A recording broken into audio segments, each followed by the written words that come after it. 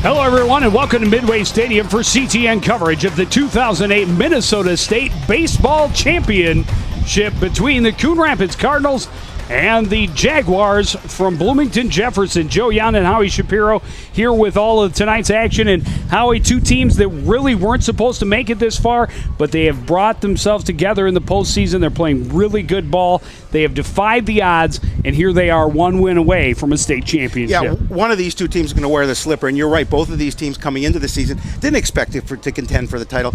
Maybe a possibility of making it to the playoffs, but in terms of going to state, but not certainly playing for the championship game. But you're right. These are two very good teams, two teams from the metro area. Opportunity to see a couple big ball clubs go at each other. Yeah, the Jaguars, just their second trip to this state tournament. They finished the game or the regular season 2 games over 500 and in 6th place in their conference.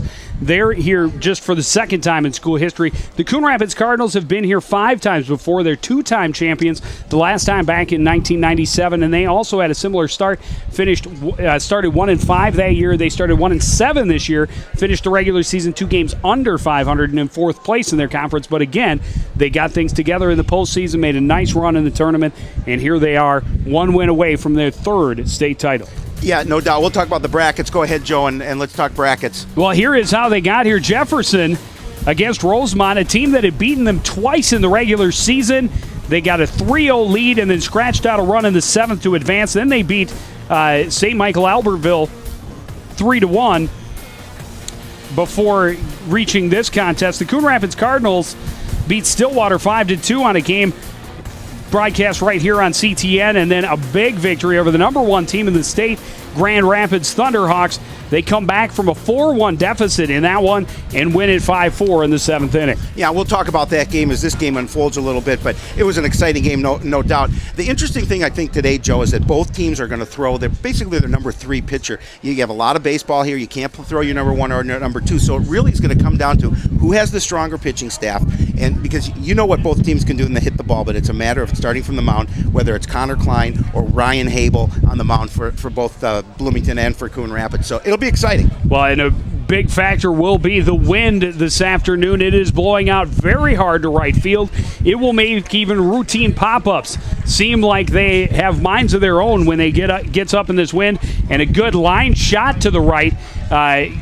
We may not see that ball again. Well, no, and the way the wind blowing, too, it's going to favor left-handed hitters, and the Cardinals have a ton of them in their lineup. So this is kind of playing right into the situation that they want. They've got the lineup that they're going with tonight in terms of where they felt they would be most successful. They're going against a right-handed pitcher, so I think it plays into their strength.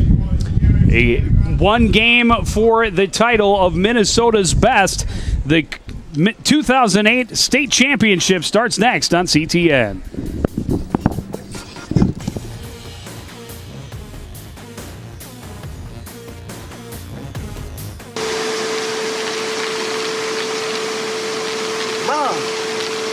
Mom! What? You can't find Ichabod. What?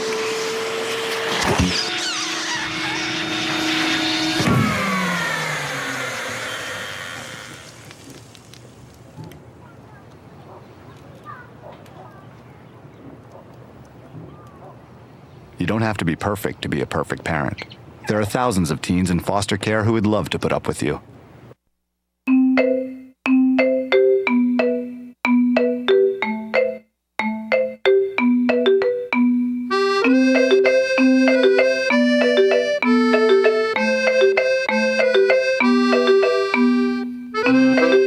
We can't do it without you.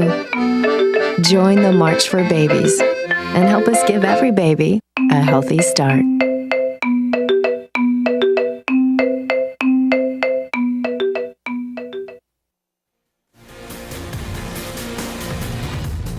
Back at Midway Stadium, there you see it. 2 records, not incredibly impressive, but it doesn't really matter because they have reached the peak of the baseball season in the state of Minnesota, the state championship at Midway Stadium.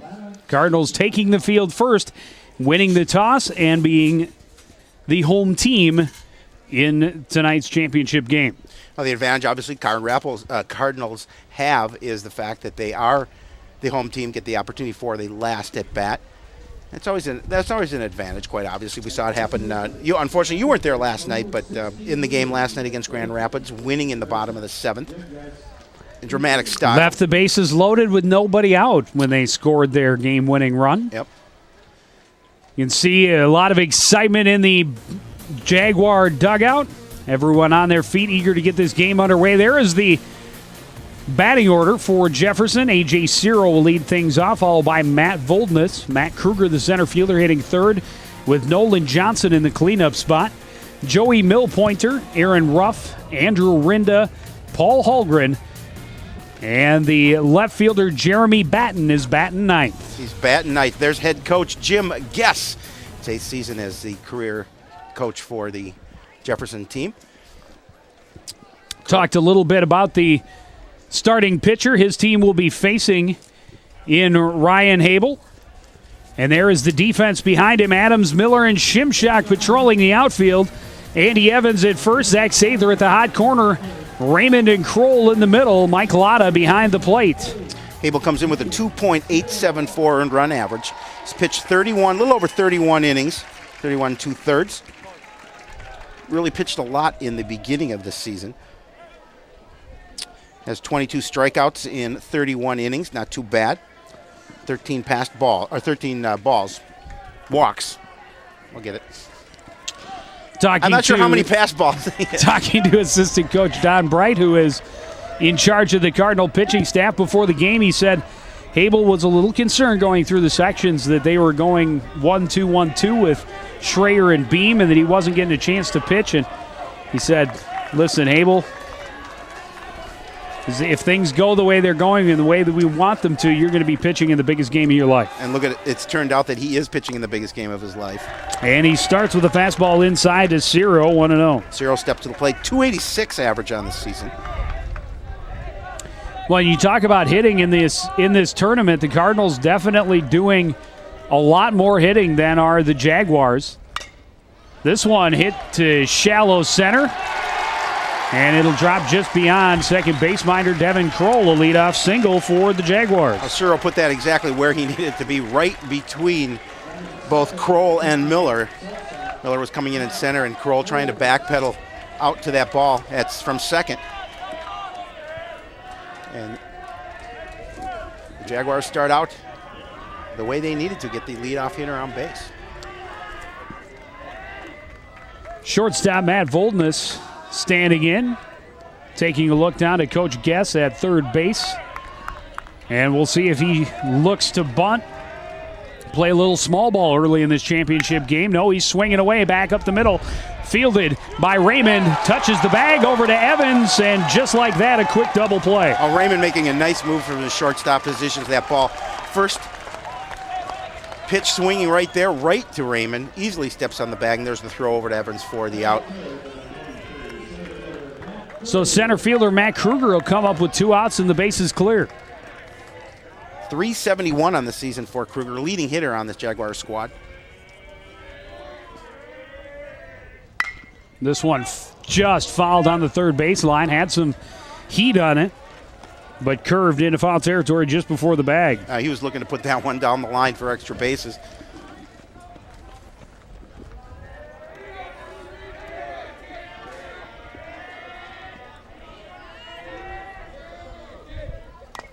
This one fouled off. Another fastball from Habel. And he gets himself ahead in the count, 0-2. You know, especially the first inning is so important for both these pitchers, is get the butterflies out of the system, the nerves down a little bit, and Ryan Habel doing a pretty good job here in the first, thanks to that nice defensive play behind him. This one's down and in, and had a pitch to waste there with the count at 0-2, trying to get Kruger to chase something down and in.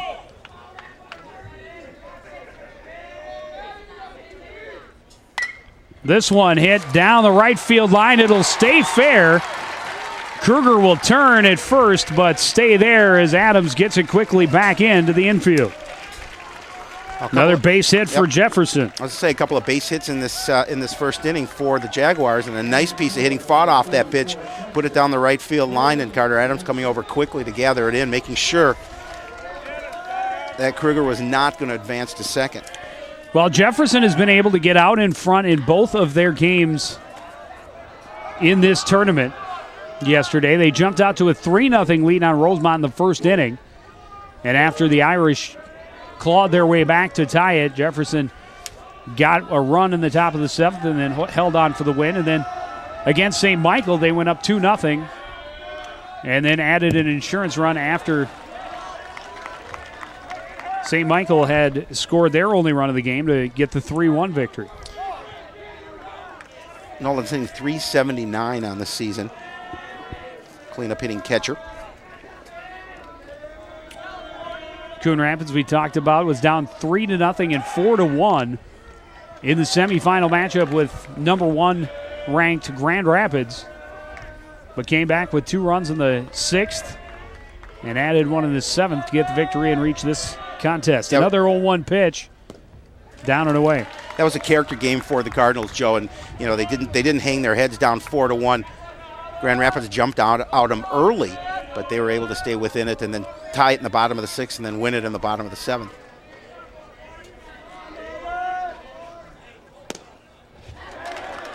That one misses outside, 2-1.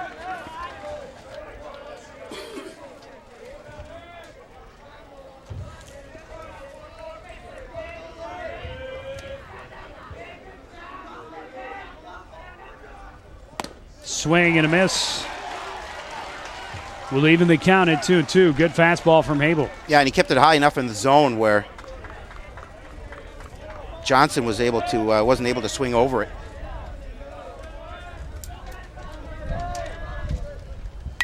This one pops straight up. Lotto may have a play on it. Evans calling for it, and he misses it again. That really strong wind with those high pop-ups could be dangerous today. Yeah, it's going to play havoc with what the ball does, and Evans coming out, both Evans and Latta coming up looking for that ball and falling just over the reach of Andy Evans. That would have been a big out hit. They've been able to get them out of the inning at that point. Habel able to do it with the next pitch, a high fastball that gets Johnson swinging. The strikeout recorded to get the 3rd out. So 2 hits for Jefferson in the first inning. 1 left. Well, Ryan Habel can just breathe a sigh of relief. Now he's got that first inning under his belt. Gave up, as you mentioned, a couple of base hits, but no damage in terms of runs. And the way that Grand Rapids started out yesterday in their first, they scored 3 runs in the first inning. Cardinals come out with allowing the Jaguars a goose egg. A lot of red on the third base side of the Midway Stadium bleachers. Knock, knock, who's there? Cinderella. I like it. A team that finished the regular season below 500 at 9-11. They clawed their way back. They finished 500 in the conference at 9-9, but there are only 2 non-conference games. One a loss to Edina, another a loss late in the season to Hopkins. But since reaching the tournament, the section tournament, they have not lost a game. And here they are hoping to continue that streak in the final game of the season. Here's a look at how the Cardinals will come to the plate. Carter Adams leading things off, followed by Devin Kroll. Mike Latta had a great day at the plate, especially in the first game yesterday. He hits 3rd, followed by Zach Sather. Cody Beam is the designated hitter for the pitcher Habel. Corey Miller, Rick Shimshock, Andy Evans, and Tony Raymond round out the order for the Cardinals. There's head coach Jerry Coe. Of course, his 13th season as skipper for these Cardinals. And as you mentioned earlier, the 6th time that Coon Rapids is here in the state tournament. Called a strike on the outside edge. A nice pitch to start for Klein. And another fastball up high. Adams steps to the plate, batting .319, Joe. Pokes this one fouled on the third baseline. We talked about how aggressive Carter likes to be at the plate. This one hit right back up the middle. Easy play for Klein. The underhanded toss to Ciro at first, and there's one down.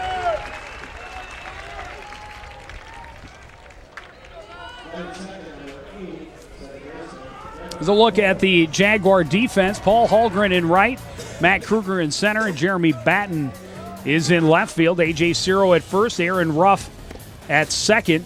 Boldness is at short with Millpointer at third. Johnson is behind the plate, and Klein on the mound. His first pitch to Devin Grohl was down and away, 1-0. And another one outside. Connor Klein steps to the mound with a 4.70 earned run average, has 22 innings under his belt. And now up high, quickly falls behind 3-0 to the batter, Devin Kroll. His record on the season, Joe, is 1-4 coming into this contest. Devin Kroll, another guy who had a really nice game. The 4-pitch walk puts him on base with one out here in the first. Against Stillwater yesterday. Reached base 4 times, scored 4 times, and drove in another run. Well, the scouting report on Connor Klein is he's a right-hander, obviously. Throws a fast, will occasionally throw a curve and mix in a change, but when he gets behind, he likes to go for that outside corner, but when he gets behind, he will not throw the curve. He'll go away from it. Mike Latta looking at a curve, called for a strike.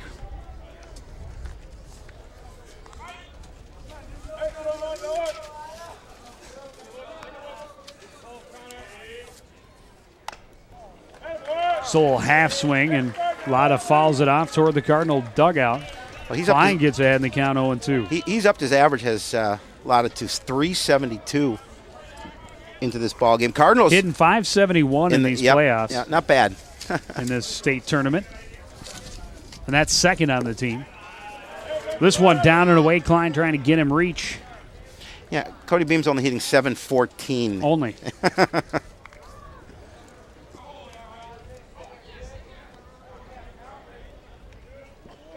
Nice lead for Kroll. He's going. The pitch is down and away, and there will be no throws. Johnson had to slide just to stop it and keep it from going to the backstop. An easy stolen base for Devin Kroll.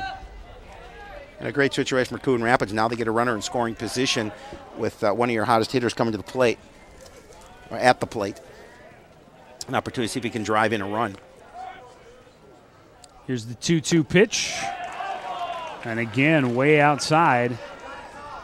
Boy, and Nolan Johnson's having to do a pretty good job of keeping that ball, making sure it doesn't get past.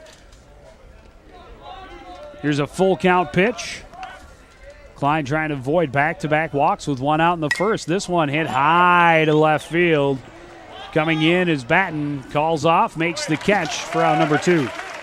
But then a lot of got underneath that pitch. You know he'd like to have that at bat back. And that'll bring up third baseman Zach Sather. Now, Klein isn't a pitcher that's overpowering. He's not gonna fool you too often. He's just gonna be fairly consistent in finding the zone.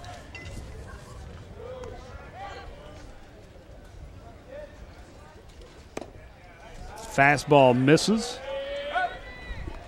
We talked about the wind, Joe. 18 to 29 gusts miles per hour for the wind right now. 71 degrees at game time. It's blowing out towards right.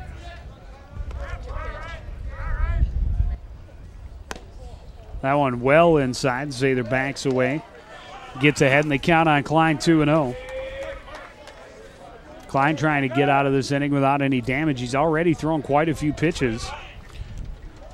Giving up just that one walk so far. Kroll moved to second on the stolen base. Sather will take another pitch down and away, and it's 3-0. Well, Sather on the season, Joe, is hitting 271, but in the tournament he's hitting 143, and I know this is one of the batters Coach Coe would like to see get going.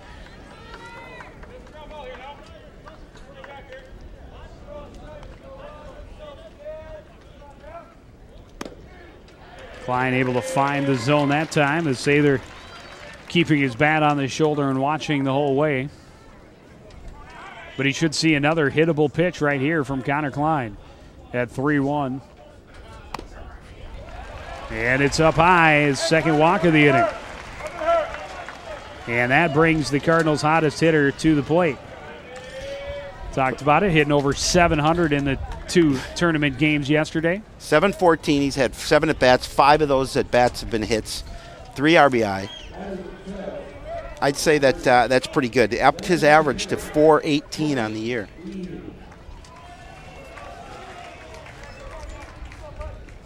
Now he digs in with 2 on and 2 out here in the bottom of the first.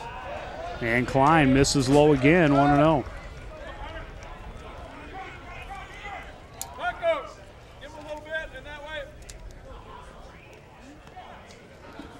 Jim Guess in the dugout. This one chopped to the left side and past the third baseman, Millpointer. They're going to send Kroll. Here comes the throw, nowhere near in time. Beam is going to move to second, Sather to third, and the Coon Rapids Cardinals take the first lead of the game. Coon Rapids' hottest hitter gets a base hit, scores the first run of the game, gets the first RBI of the game. Cardinals jump out to an early lead, and they are continuing to threaten with 2 away runners at second and third. There's the base hit right in the hole, just past Joe Millpointer at third. They're going to see Kroll with the first run of the game, and both runners will be safe at second and third. And now Corey Miller, the center fielder, hoping he can extend this first inning 2-out rally. He's got 2 guys in scoring position and pretty good wheels on Cody Beam at second. Takes one down and away. Miller's hitting .342, but looking for his first hit of this tournament. Up high, 2-0.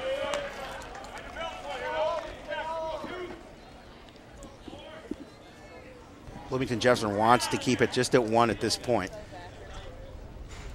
This one skied, foul, back out of play. 2-1.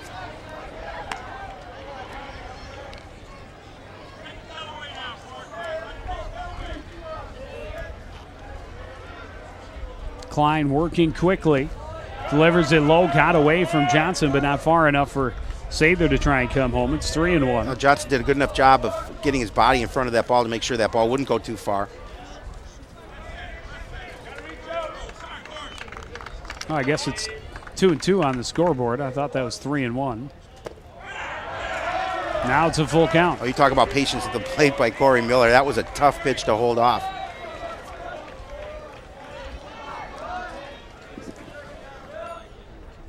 Down and away, third walk of the inning for Connor Klein. Now we'll see how quickly they come out to the mound, and I think they are going to come out to the mound and talk to Connor Klein. Try and settle their right-hander right here. Not irreparable damage at this point. But with Rick Shimshak coming up, they want to try and make sure they get the out here without any more damage being done. Yeah, Rick is just 1 run at this point. Rick is .429 in this tournament, Joe. 7 at-bats, 3 base hits.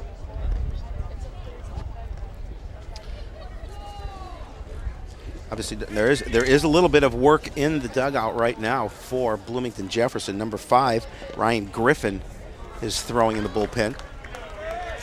And this, Joe, this is a game too where you really have to use the pitchers that are remaining that really haven't pitched too much this year, or at least obviously in the last couple of games. Tough schedule with 2 games yesterday and then the big game today. Swing and a miss hard for Shimshak at the first pitch. Rick batting .350 on the season. Got just a piece of that, and now Klein stepping on the gas. Saw him throwing a lot of breaking balls that were ending up just out of the zone, which led to the walks and got him into trouble in the first place. Now throwing fastballs. 3-pitch strikeout.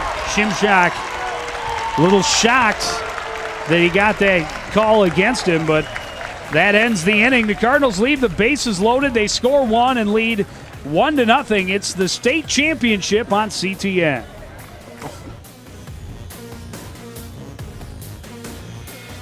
Second season starts right now. Wow, do we have a show for you tonight? Busy afternoon Monday for firefighters trying to contain several grass fires along. This is going to be a very good and very close game. Welcome to Sports Night. I'm Joe Young. And I'm Howie Shapiro. Hello, everyone. Welcome to Talk of the Town. Such a big event definitely needs a third man.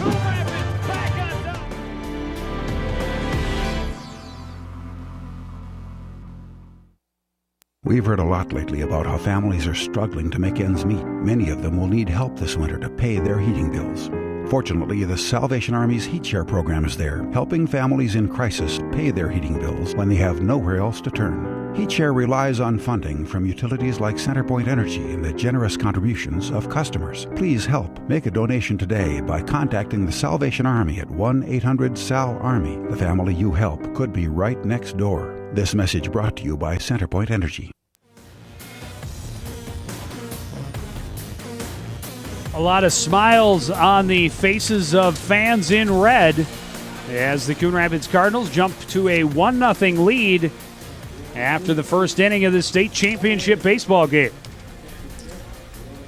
Well, I think we saw that last highlight going out, Joe, and I think Rick Shimshak had a little bit of a complaint there with that last called third strike, in my estimation. In your humble opinion? Yeah, my homer, but it really was. I thought that was out of the zone, but nonetheless. Third baseman Joe Millpoint will lead things off for the Jaguars, now trying to play catch-up for the first time in the state tournament. Watches a pitch for a strike. Millpoint looking for his first hit of this tournament. Jaguars got a couple of hits, but no damage done in their top half of the first. This one hit solidly to center. Miller's got to run in on it. He'll make the catch for the first out. First, he wasn't sure how well that was hit, and it sort of hung up there, but he got on his horse and got it in the leather for out number one.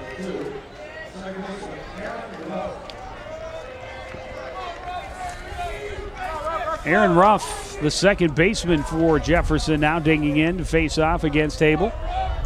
Ruff hitting .320, 400 in this tournament. Fouls off the first thing he sees.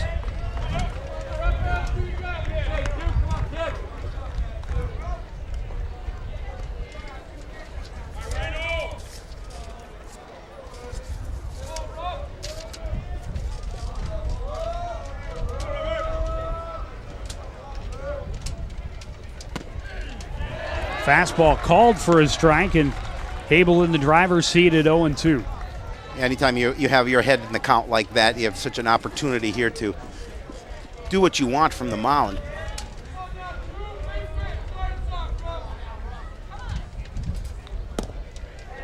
That one comes inside, 1-2. You know, the nice thing, Joe, about when you're pitching in this situation and you have Ryan Hable, who hasn't pitched a lot in the later half of the season, but hit a lot of innings in the beginning of the season, so he's got the confidence knowing he can go out there. Fastball stays high, and the count goes to 2-2.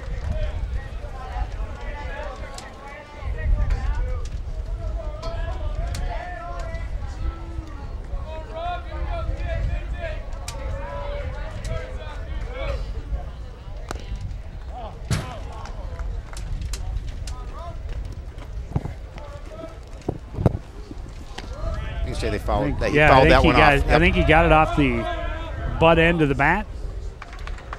So it'll stay at 2-2.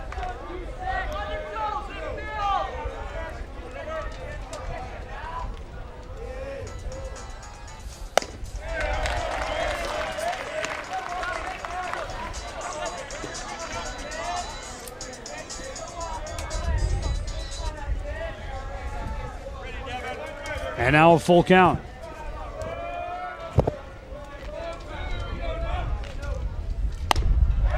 And a walk. First walk of the game for Ryan Hable. Aaron Ruff stands at first with one out. That'll bring up the designated hitter, Andrew Rinda. Rinda steps to the plate batting .278. Also looking for his first hit in this tournament.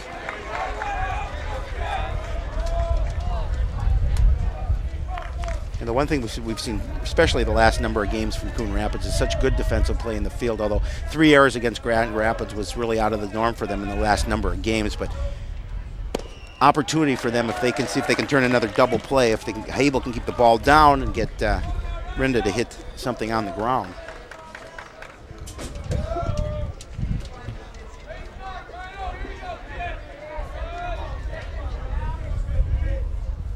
This one hit back up the box. Raymond on a second hop to Kroll to Evans. Nice stretch to finish the double play. Nice. And get Coon Rapids back in the dugout. Nice play by the defense. He really got him to hit it just where they pretty much in the same spot where they had that first double play of the game, right back up the box. Raymond didn't have too far to go to his left. You can see it there, and there's a flip to Kroll. Kroll does a good job of getting it out of his glove quickly and throwing over to Evans for the out. That's a nice way for Coon Rapids to end this inning. And the fact that, even though it was with 2 outs, they had bases loaded. They've seen they have the opportunity to get runners on base. It's got to feel pretty good for them right now. Even though it's only 1-0, they had the opportunity to be a little bigger lead, but they know they can get base runners and play their kind of baseball. And a great sign that they got that lead, and their pitcher was able to get out of the inning quickly. He did give up that walk, but they get the double play, and he still only faces 3 men, and Connor Klein right back onto the hill where he struggled through a long first inning. He gave up 3 walks and then the RBI single. We saw the bullpen for Bloomington Jefferson active a little bit earlier, getting some arms loose.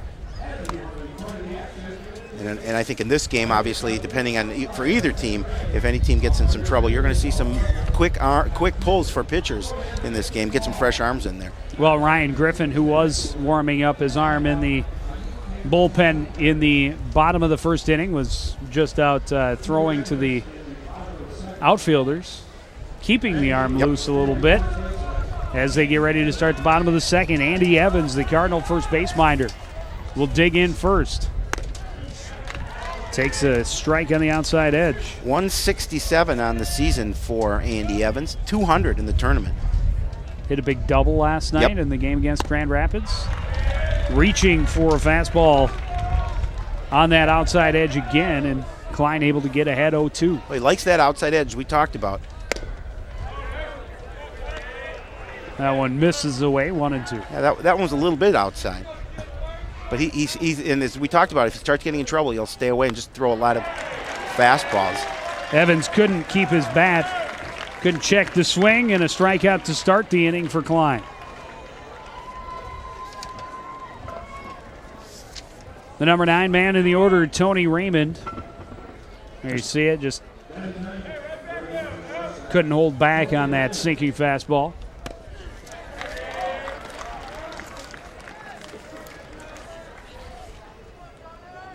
Raymond hitting .295. This one hit right back up the box, and he'll add a couple of points to that batting average with a 1-out single. Well, he's hitting .333 coming into this game in the tournament, so he adds a couple points to that. Pretty nice tournament so far for Tony Raymond.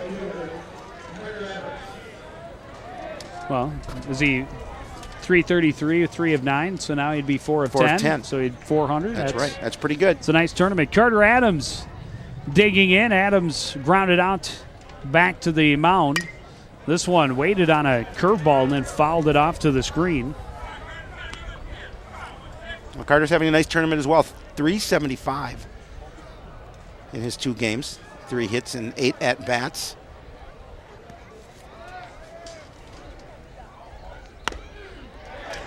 Fastball finds that outer edge again, and Klein jumps ahead 0-2.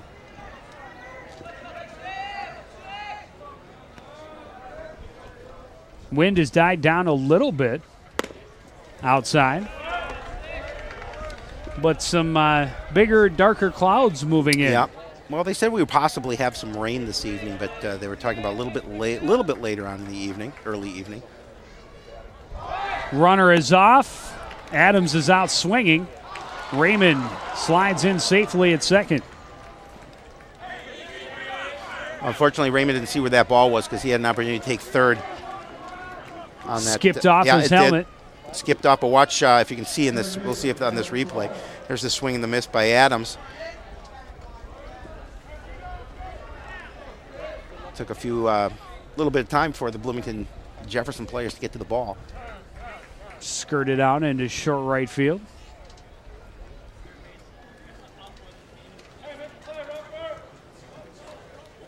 Umpires had to switch positions. They're not quite used to going with a 3-ump system.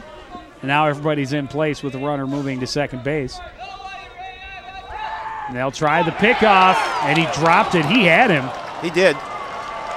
But Ruff couldn't hold on to the ball. That was it was a nice play and a nice throw from Klein. Yeah, they definitely had him. Devin Kroll walked and scored. Takes a pitch outside. Kroll also 333 coming into this tournament play.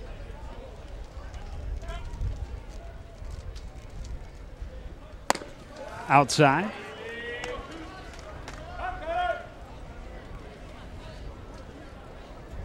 He's got to have the best on-base percentage, though. I would think so. Or pretty close. So he got on base all 4 times and scored all 4 times. In that game against Stillwater, now he's ahead 3-0. He walked, stole a base, and scored the run in the first inning. 500.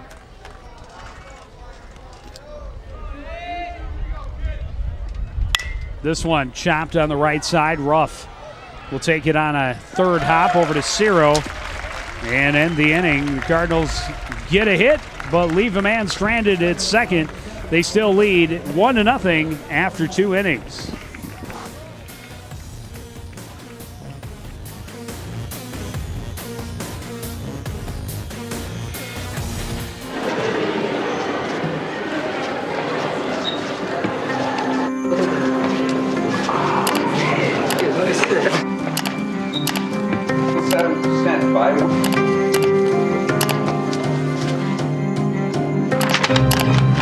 Once you post your image online, you can't take it back.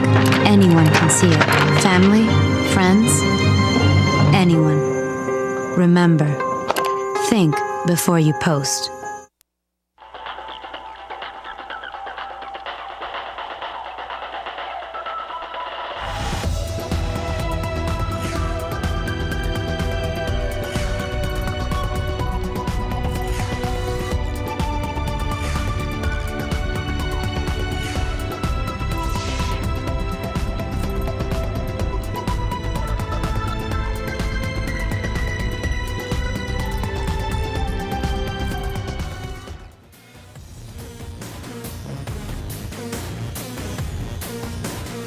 State championship baseball game. Coon Rapids with a 1-0 lead. Each team with a pair of hits through 2 innings. You know, we haven't talked about how excited we are to be at this game. This is the first time in the 10 years we've been doing that we've broadcast a championship game. Actually, is this our 10th season 10th or season. 11th? 10th yeah, season. 10th season, I suppose. At least a championship high school game. I think we've done some others. This is only the second time we have had a team in that 10 years reach a championship contest. The other, of course, being the girls hockey team a couple of years ago. But we didn't get a chance to broadcast. No, we did not. Pretty cool. Right fielder Paul Holgren will lead things off for Jefferson. Here in the third, he takes a strike. Holgren hitting .209 on the season and .167 in this 2 games so far in the tournament. Looks at another pitch for a strike. And Abel able to get in front 0-2.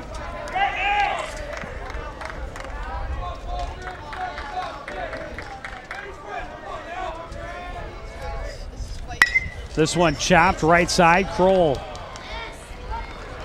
Easy play over to Evans for out number 1.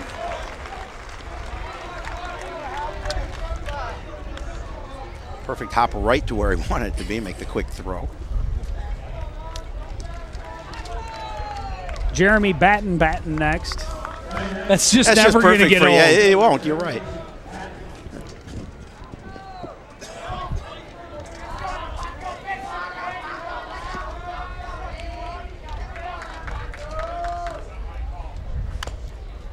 Hacks at the first pitch, fouls it off behind him.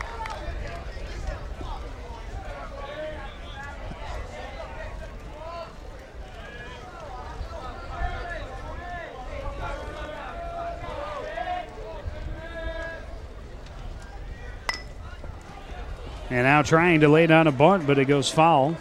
0-2. You know, at this point, obviously it's still early in the game, Joe, but and only a 1-0 lead for the Cardinals. Bloomington trying to see what they can do about manufactured base runners. They want to get some runners on base. Have a couple of hits. Yep, they've had base runners in each of the first 2 innings. They had 2 hits in the first and a walk in the second. Cardinals 2 double plays in 2 innings, though. Good defense.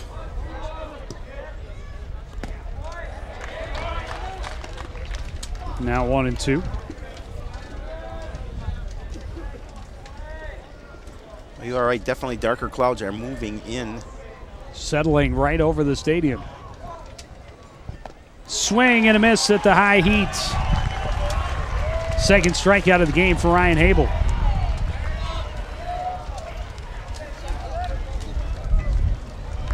Take a look at that.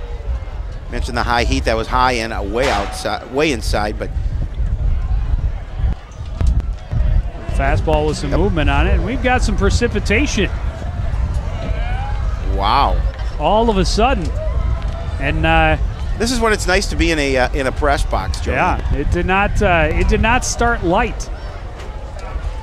Yeah, I think it's coming in quickly, but it looks like it'll be over quickly. But they're gonna take players off the field. Yeah, they're gonna wait, see if they can wait it out. We will do so as well. And when we return, more of the state championship baseball game on CTN. Hey guys, thanks for coming. Are we in trouble? No, you're not in trouble. I just want to set some ground rules. Like what? Well, remember last week when you hit Vinny in the head with the shovel? I do not recall that. Of course not. Well, it was pretty graphic. Too graphic for the kids. So I'm going to have to block you. I got to make this up to you. This is Vinny's watch, and I want you to have it. You deserve it. Thank you. That's really not necessary. No. Come here. It's a great day, isn't it? Yeah. Too bad your boat's going to sink at 11:05. Don't come closer. I have rabies. Don't you wish there were warnings to protect you from life's risks? With diabetes, there is one. It's called A1C, a simple blood test that helps measure your risk of a heart attack and other complications. Learn more at diabetesac.org.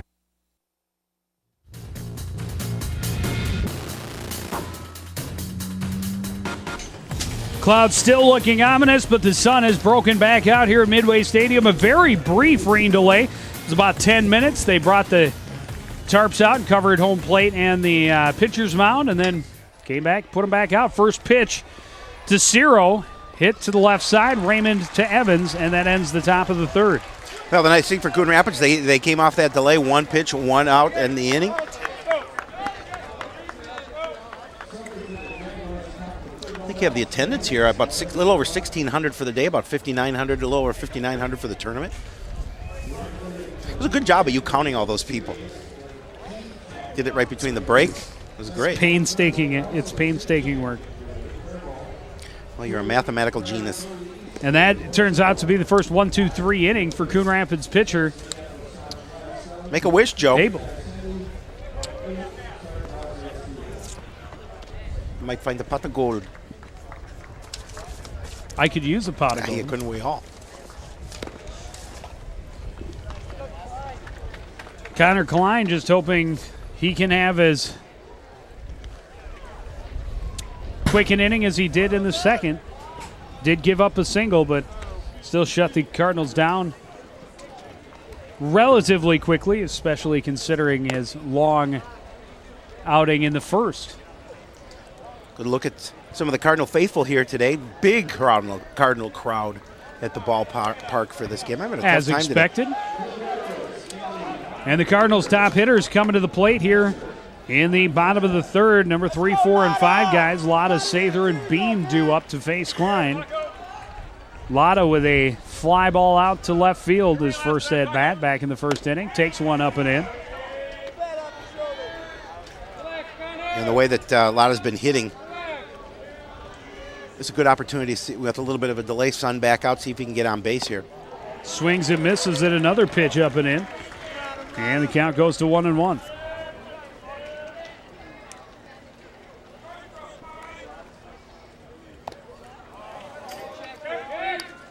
checked his swing. It bounced off the shoulder of catcher Johnson, and it's 2-1.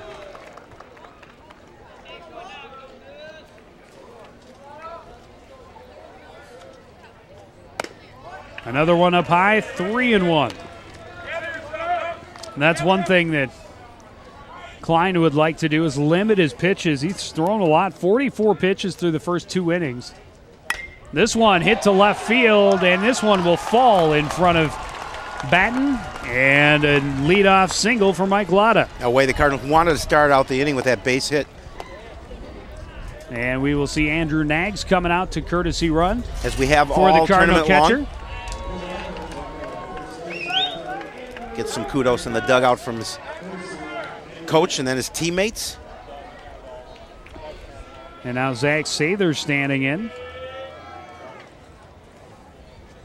with a man on and nobody out here in the bottom of the third.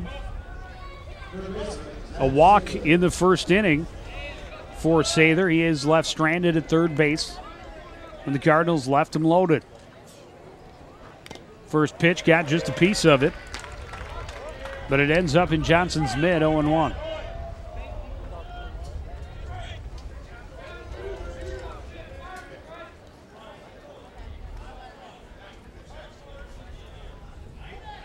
Fastball misses outside. Heard Coach Don Bright barking at Sather after that first pitch, telling him to make sure it's a strike. Well, Nags getting a pretty healthy lead over at the bag at first. Breaking pitch fools Sather, and it's 1-2. Very similar to his first at bat against Stillwater.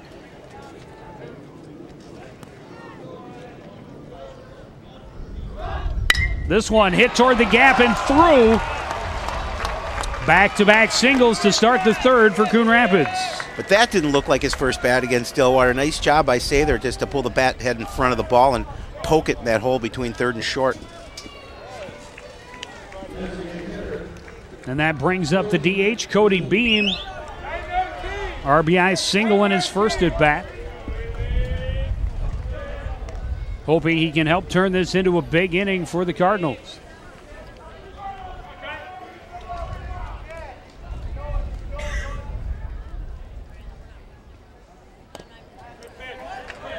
Klein misses down and away 1-0. Cody looked to increase that RBI total, has the 1 RBI here this afternoon.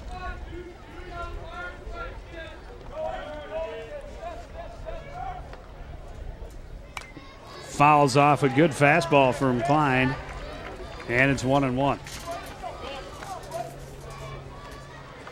Now, a great situation, Joe, for them to add some runs in this game here with nobody out and 2 on, and a hitter like Cody Beam at the plate.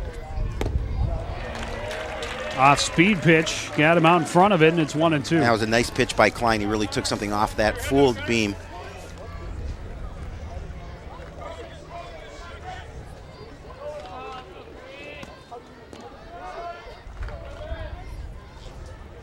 Fastball hit back up the middle. 1, 2, and 3. They go rough boldness to Ciro to get the double play. Yeah, first double play for the Jaguars. Yeah, nice double play and a nice scoop by Ciro over at the bag at first to make sure that they were going to get the back half of that double play. See, nice job by Ruff, the flip to Voldness. There's the backhand on the hop by Ciro. Nags moves to third as Miller stands in and takes a pitch low, 1-0. Hot start for the Cardinals to this inning, but Jefferson trying to get out of it with no damage done. Miller fouls one off. Miller walked back in the first inning. This one up high. Yeah, if they can get out of this inning unscathed, they have to feel pretty fortunate with runners at first and second and nobody out. Misses away 3-1.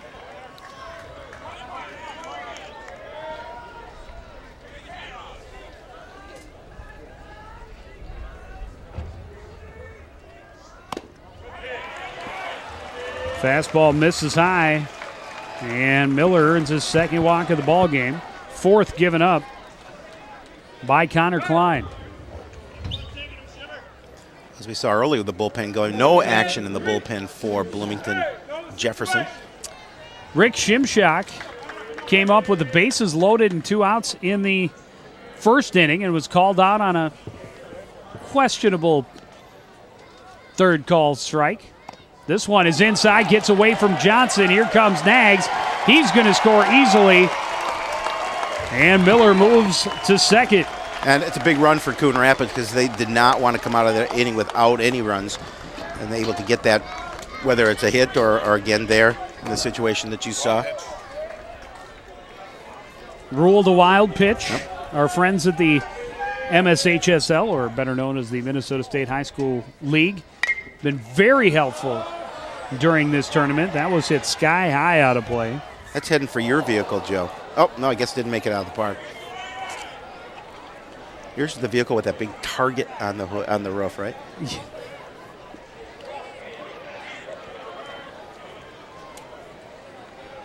1-1 now, with Miller at second and 2 gone.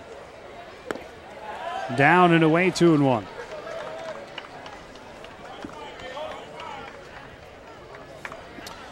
Yeah, we certainly want to thank the high school league. They've been providing us with a lot of stats here this evening. We really appreciate it. Bluffs the throw, and Miller dove hard back to the bag.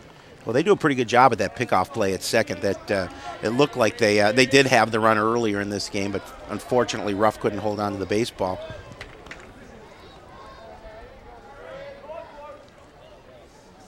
This one hit right back up the box. They're going to turn Kroll. He's headed for Homer Miller, rather. He's going to score an RBI single for Shimshak. It's a 3-0 lead for Coon Rapids. Nice piece of hitting by Rick Shimshak. He's able to deliver the RBI single and put the Cardinals up 3-0, Joe. And this is a situation with now 2 out. They've done it all year. A lot of wins or a lot of runs have been scored by the fact that with 2 outs they've been able to put some rallies together. And there you're going to see the base hit by Shimshak, perfectly placed up the middle. Third hit of the inning for Coon Rapids. Second run to come across. And now Andy Evans looking to keep the rally going. Check on Shimshak. He's back in plenty of time.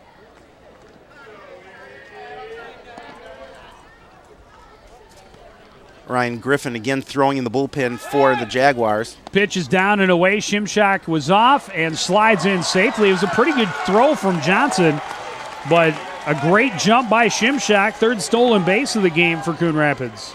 He did get a great jump, and you're right, the throw was right there. Just slid in underneath the sweep tag.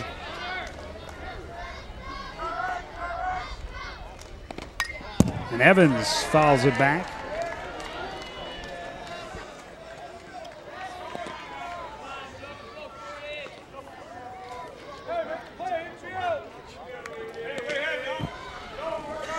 There's a look at number 5, Ryan Griffin, throwing in the bullpen for Bloomington Jefferson.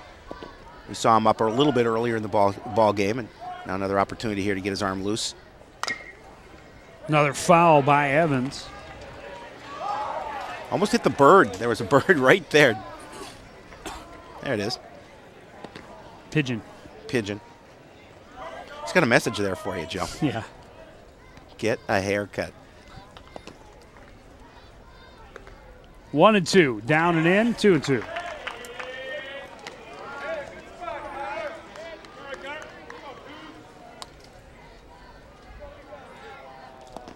Andy with a double last night against Grand Rapids. This one hit down the line, but foul.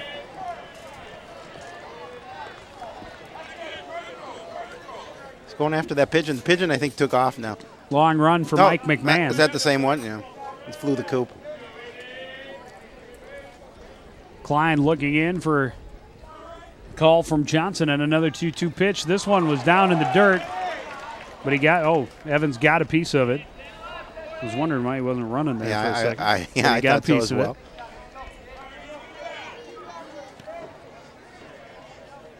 it. And it'll stay 2-2.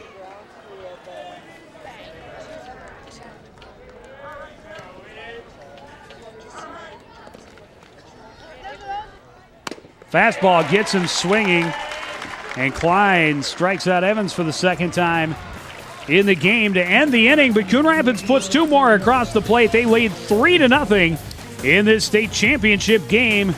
4th inning coming up next on CTN.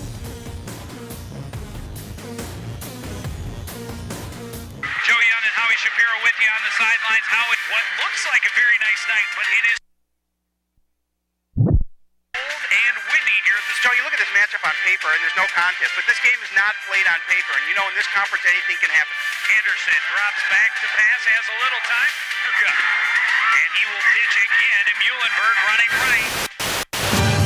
And Howie, a big opponent coming in for the Coon Rapids Cardinals. This defense only giving up 11 points a game. Coon Rapids back on top. Unbelievable.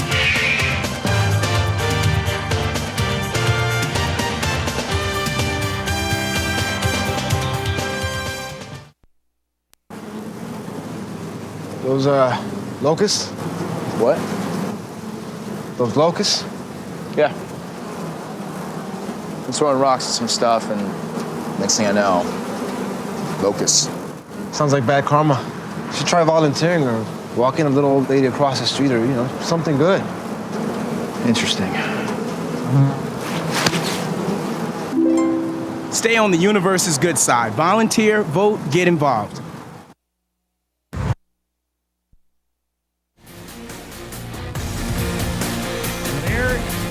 There is the line score. 3 runs on 5 hits for Coon Rapids.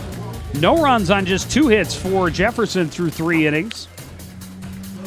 Well, there's a lot of people that love this score at the ballpark, but none better than Ryan Habel on the mound, pitching with a 3-0 lead as we move to the top of the 4th.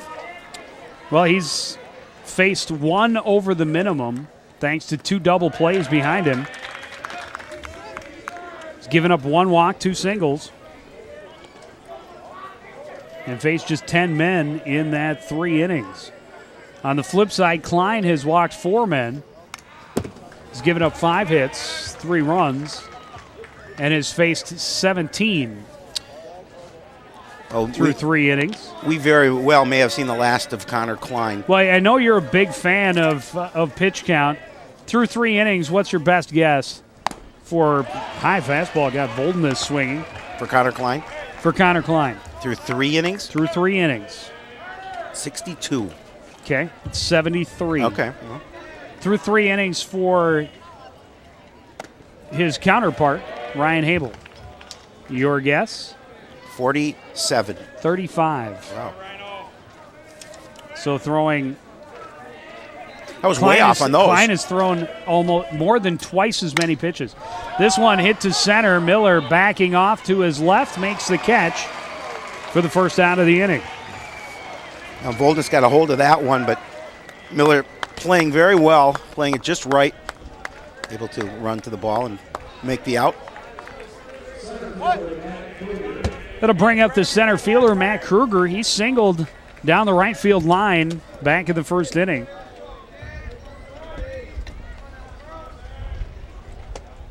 First pitch drilled down the third base line this time, but foul. He'll hit that one hard. I believe in its first at bat, we saw something very similar to that down that left field line.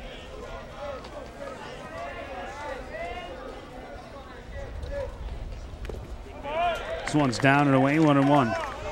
It was a little higher, not quite as sharp, but still got out to right field and just barely inside the right field chalk. And it takes the fastball up high, 2-1.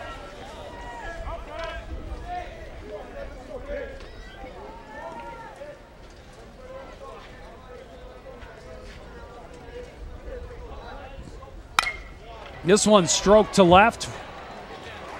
And a very easy play for Rick Shimshak. He hardly had to move a muscle. He just basically put the glove up. He just looked at it and said, I barely had to move. He'll take an easy one like that every time. And now the catcher, Nolan Johnson, trying to get something started with 2 outs here for the Jaguars. Trailing 3-0 in the top of the 4th inning. First pitch hit high And deep to right center field, and this one is going to fall just in front of the fence. Johnson will hold up after making a turn at second base. A solid 2-out double. He gave that ball a ride, Joe, to the deepest part of right center field without going over the fence. And you knew that ball was hit hard in the long run for both Miller and Adams.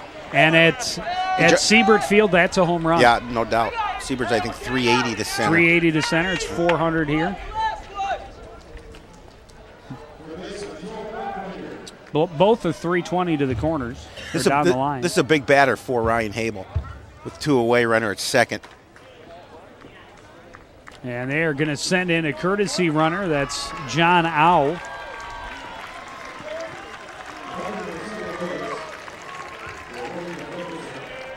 And Nolan Johnson gets a nice hand from the Bloomington Jefferson faithful.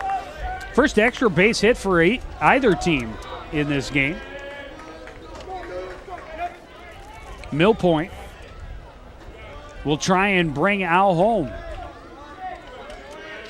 Fly ball to center field. Back in the second inning. Looks at a strike, 0-1. Nice pitch there from Habel. Yeah, the Jaguars been hitting the ball pretty sharply. None more than that by Johnson. This one high and out of play. A lot of over for a look, but it's in the seats.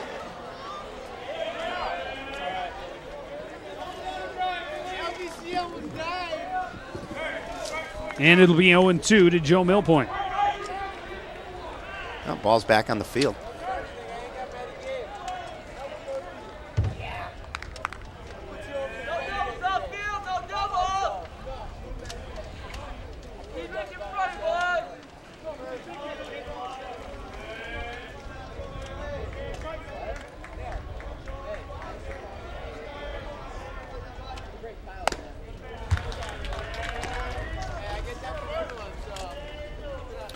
Hale throws one out of the zone, but Millpoint won't offer at that one. Coach Guest looking to hope that his squad can score a run here. This one skipped away behind Lotta. Owl will scramble over to third.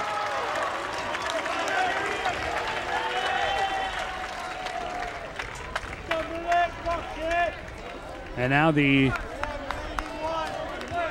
first run of the game, just 90 feet away for Jefferson. It was the first time the double by Johnson, the first time that Jaguars had gotten a man into scoring position. Now he's at third. This one chopped to the left side. Sather comes in, picks it up on the second hop, throws in time to Evans to end the threat.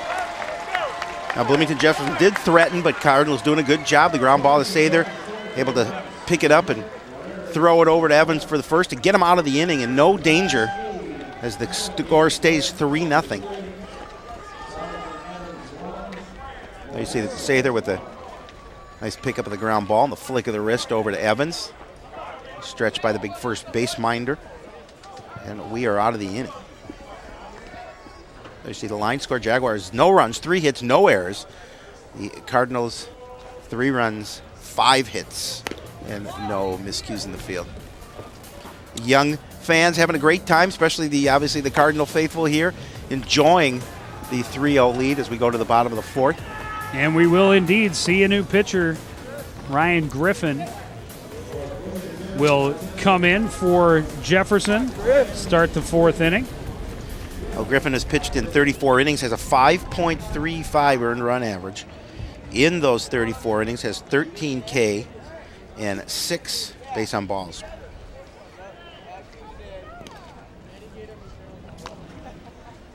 You know, again, I think you look at it, Joe, and whichever team there, you'll take a look at Ryan Griffin, a senior. Whatever pitcher, whatever team is the most consistent pitching from their third starter really has the advantage.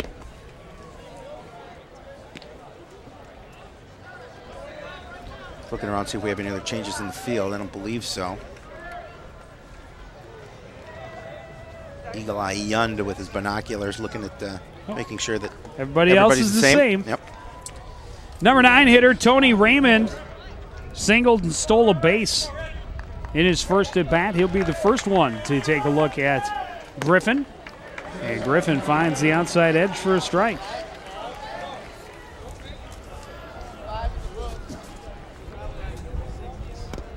Swing and a miss, and quickly it's 0-2. Tony chased that one. Look at the Cardinal dugout. Right now, smiles on the faces. Help to keep it that way. And Raymond punched out for the first out of the fourth inning. Oh, nice pitch by Griffin.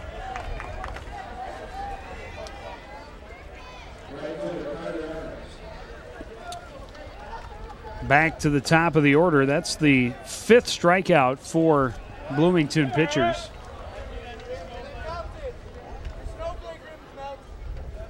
See Carter's numbers on the afternoon. 0 for 2, a strikeout in the second. Like to get his first base hit of this game. Takes another pitch low. It's 2-0.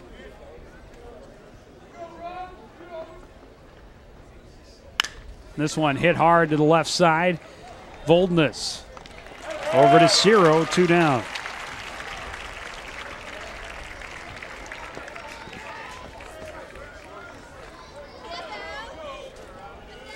And now Devin Kroll looking for his first hit. Did walk, steal a base, and score a run in the first inning. See if he can start another 2-out rally for the Cardinals.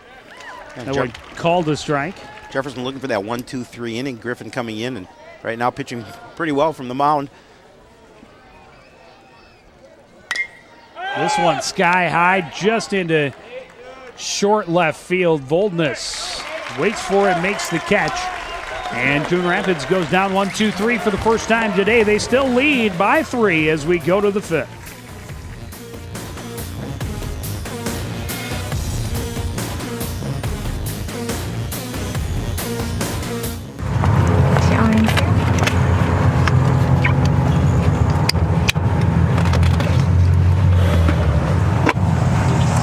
The odds of a child being in a fatal automobile accident are 1 in 23,000. The odds of a child being diagnosed with autism? 1 in 166. The odds say it's time to listen. To learn the signs of autism, visit autismspeaks.org. The second season starts right now. Wow, do we have a show for you tonight? Come out! Busy afternoon Monday for firefighters trying to contain several grass fires along. This is going to be a very good and very close game. Welcome to Sports Night. I'm Joe Young. And I'm Howie Shapiro. Hello, everyone. Welcome to Talk of the Town. Such a big event definitely needs a third man.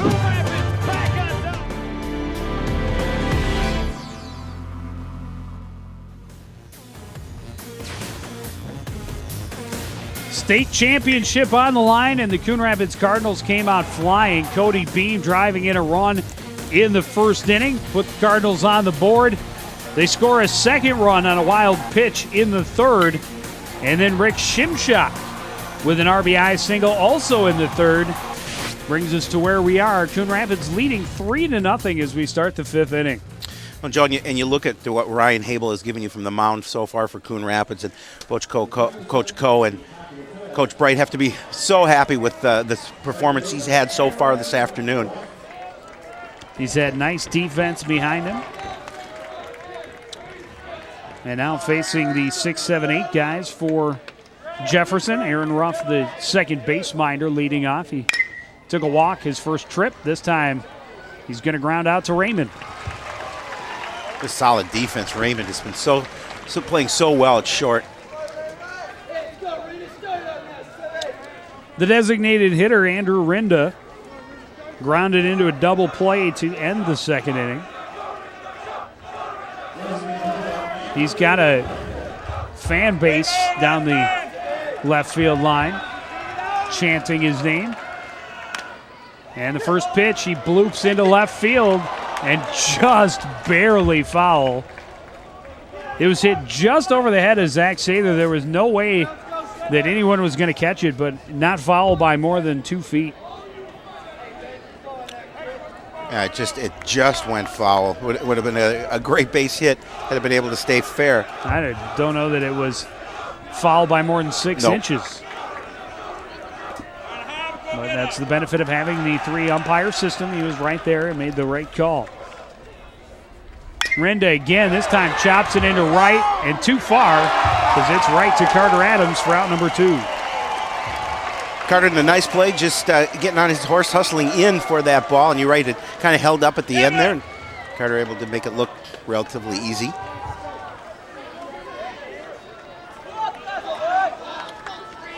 The right fielder, Paul Hallgren, will hit now with 2 out and the base is clear. Grounded out to second in his first trip. Takes one down and away.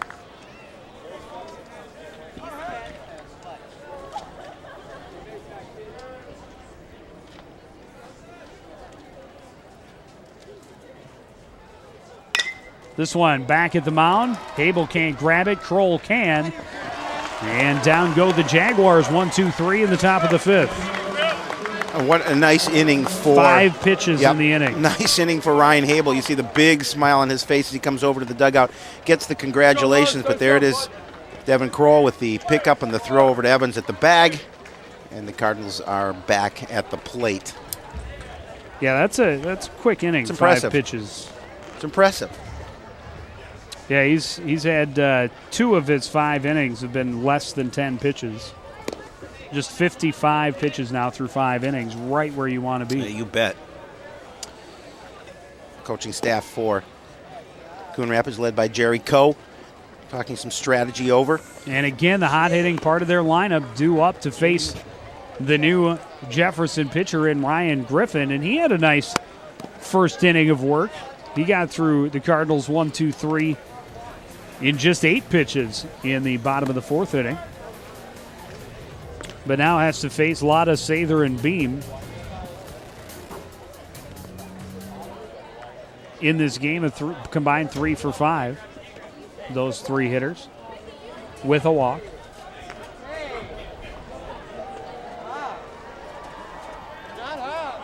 Some excited and happy Coon Rapids fans. I always like to get their faces on television here at CTN. Well, it's not very often you get to see the home team compete for a state championship. No.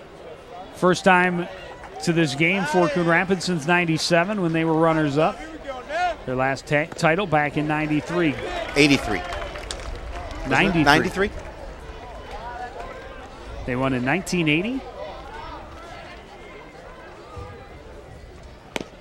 Now you got me. I thought it was 83, but I could be mistaken.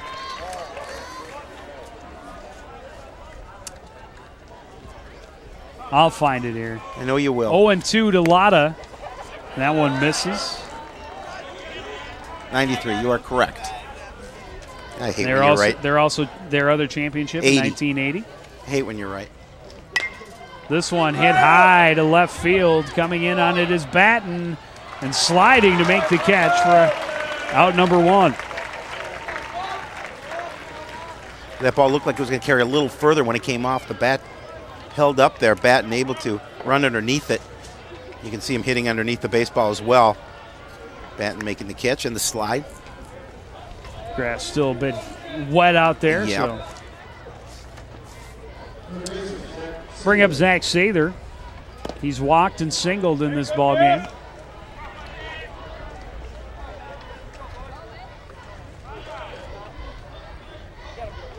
This one through the gap on the right side, his second hit of the ball game.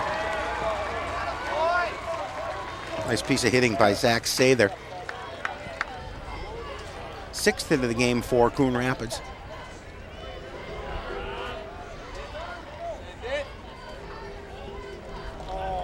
And now Cody Beam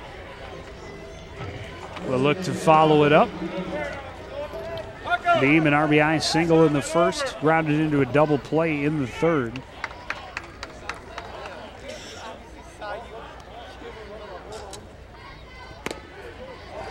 Nice breaking pitch, breaks over the inside corner. And Beam watches it for strike 1.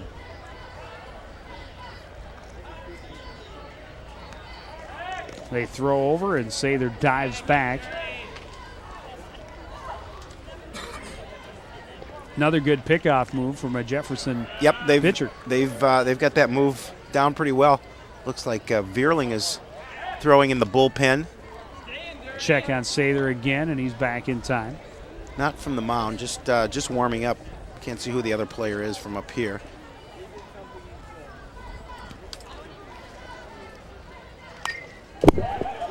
Fouled off. And Griffin ahead in the count 0-2. That looks like Andrew Nags.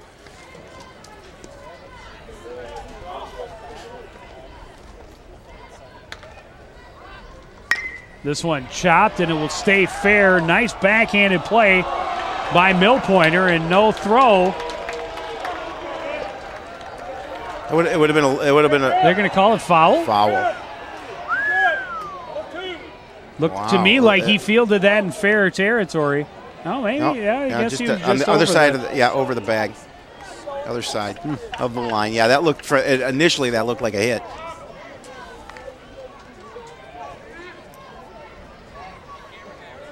Beam will stand back in and face another pitch, another 0-2 pitch from Griffin, and he'll check on Sather back in time. Got a good move over to the bag. Yep. And Ciro nearly put the tag on.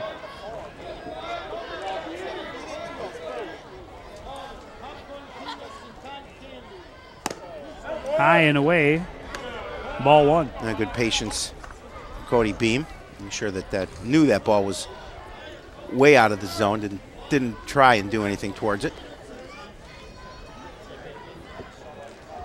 Runner is off. The batter is out swinging. Sather slides in front of the throw. Another stolen base for Coon Rapids runners, but another strikeout for the Jefferson pitchers. And that happened earlier in the game too, where a Cardinal runner stole a base on a third swinging strike. Raymond stealing in the second. And Carter Adams struck out. And now Corey Miller. Corey has walked twice, scored once.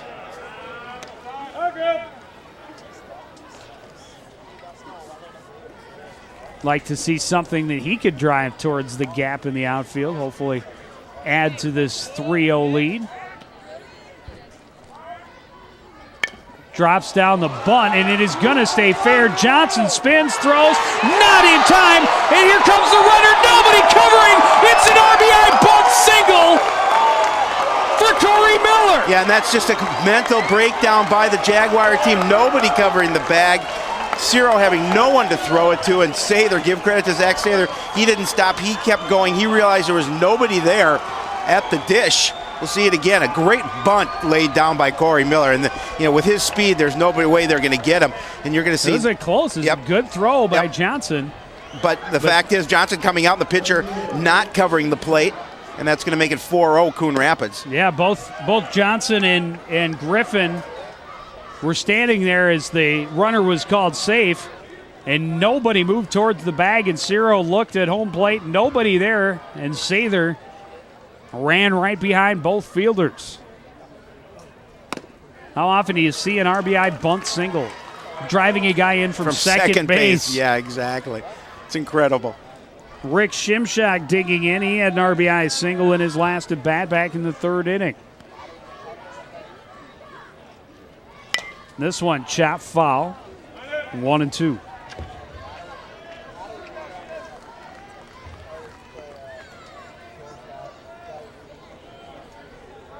Good heads-up base running by the Cardinals. Coon Rapids able to score runs with 2 out. There you see the nice laid-down bunt, and Johnson coming out. And you're right, a nice throw. And now one popped up wide at first base. Ciro rather, will make the catch in foul territory and end the inning. But Coon Rapids adds one more. They lead by 4. You're watching the state championship on CTN.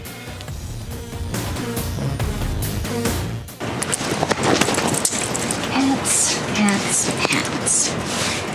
I am folding the pants. The pants are long. Do they go on my head? Do they? Do the pants go on my head? No. They go on. Everyday moments can become teaching moments because learning starts long before school does. Give your child the start they need at bornlearning.org.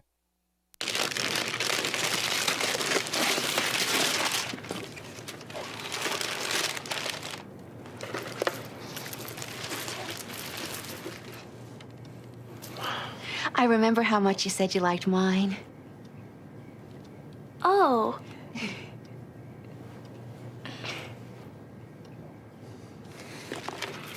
You don't have to be perfect to be a perfect parent. There are thousands of teens in foster care who would love to put up with you.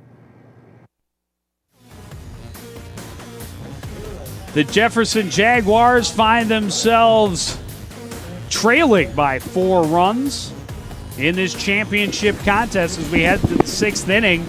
They had not trailed in either of their first 2 state tournament games.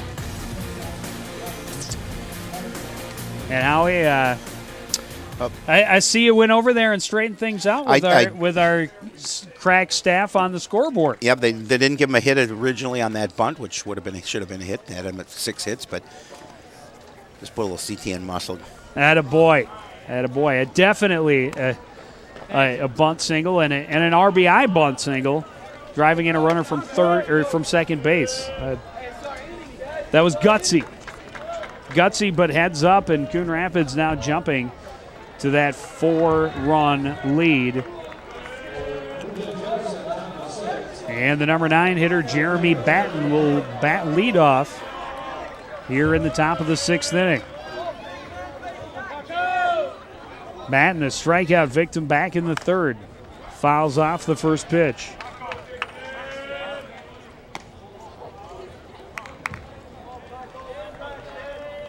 There you see the numbers on Batten, 0 for 1, strikeout in the 3rd.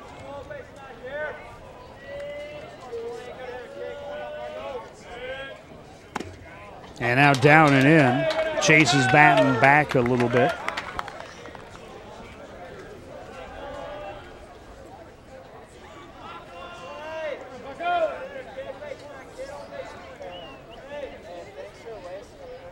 This one hit high down the line, a diving attempt by Evans. Oh, that's Carter Adams. Carter Adams out in at first base. We didn't see the change. No. Shimshak now in right, and Vierling out in left. So there you go. And now it's 1-2 to Jeremy Batten. So Vierling in left and Shimshak in right. And Adams at first. The change defensively for Coon Rapids. That pitch well outside, easily taken by Jeremy Batten. And it's 2-2.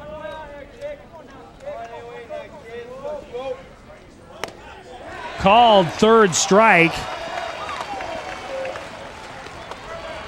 for the first out of the 6th.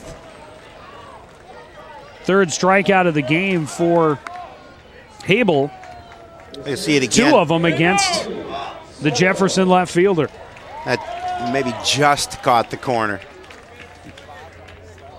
Back to the top of the order, A.J. Ciro with a single in his first at-bat. This one chopped to Sather at third. Bobbled a little, but still throws across in time. Adams stepped off the bag, but puts on the tag for out number 2. Smart play by Carter Adams, realizing his foot came off the bag, but able to get the sweep tag. Well, and Adams, no matter how great an athlete he is, he's not going to get the same kind of stretch as an Andy Evans. Evans is only about 1.5 foot taller than he is. Doesn't quite have the height that Andy Evans does. And now Voldness standing in, takes a fastball inside. And should the Cardinals be able to complete this victory, this will be the 2nd state championship for that young man at first base this year. State wrestling champion. And if you're right, if they held on to this 4-0 lead or hold on to the lead to get the victory, you're right, 2nd state championship this year. This one popped straight up over the infield. Kroll waiting on it at second. Makes the catch, and Jefferson has just 3 outs left in this championship. The Cardinals have to feel awfully good about where they are right now. You mentioned only 3 outs left. There's another for another 1-2-3 inning for Hable. Another inning less than 10 pitches.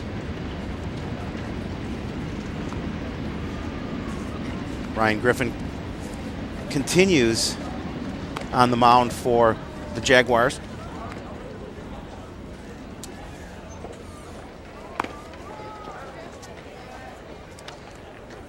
Four 4-0 lead is definitely feels good, but Coon Rapids would like to add a couple of more insurance runs and really take any question out of the ball game before we reach the 7th. Yes, they would.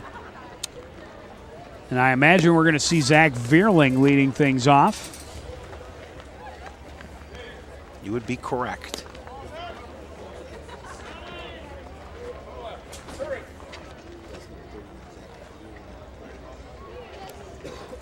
Takes the place in the order of Andy Evans.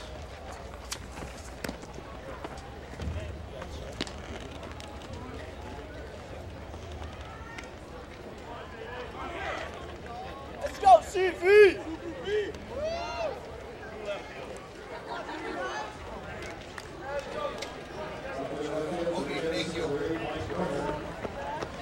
Some happy fans here at Midway Stadium. So far, we're at the bottom half of the 6th inning, 4-0 Coon Rapids on top. Looks like Blair Townsend on deck for the Cardinals.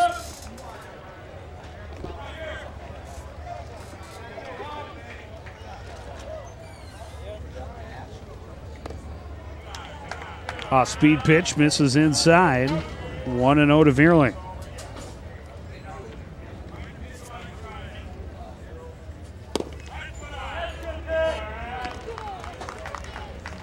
And now 2-0.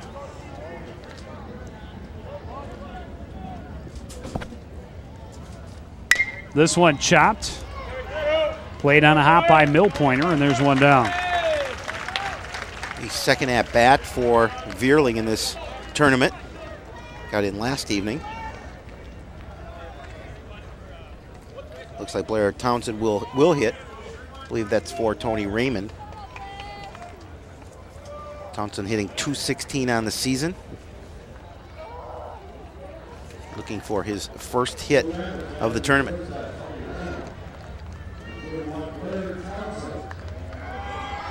And we'll see what they do defensively when they return to the field in the top of the 7th. First pitch hit through the gap, and there is Blair Townsend's first hit of this tournament.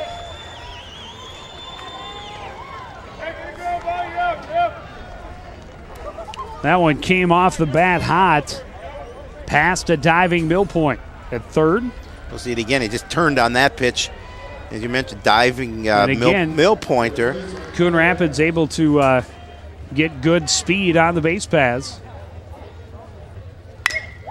And another one just past Mill Pointer. 2 pitches in a row.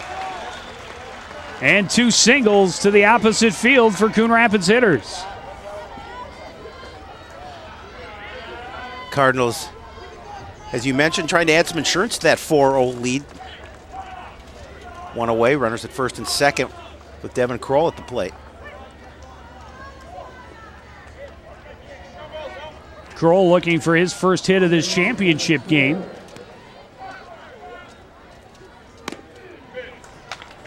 And an off-speed pitch in for a called strike.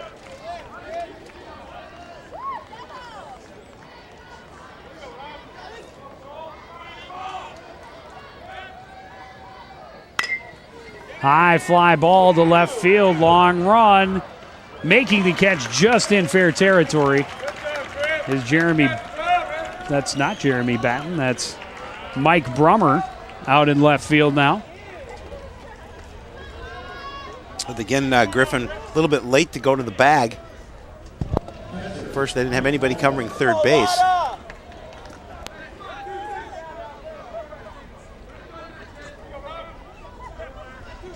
And now Mike Lotta. And the pitch gets away. Both runners are going to advance into scoring position. Call that a wild pitch.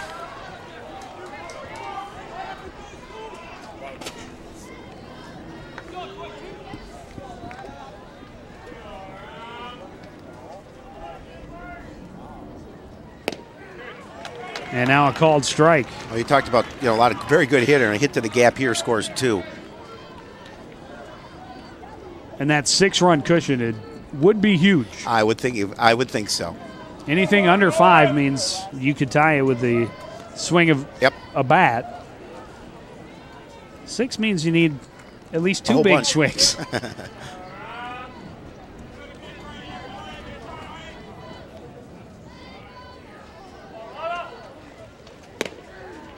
Called strike, 2-2. Now patience at the plate to hold off on that pitch.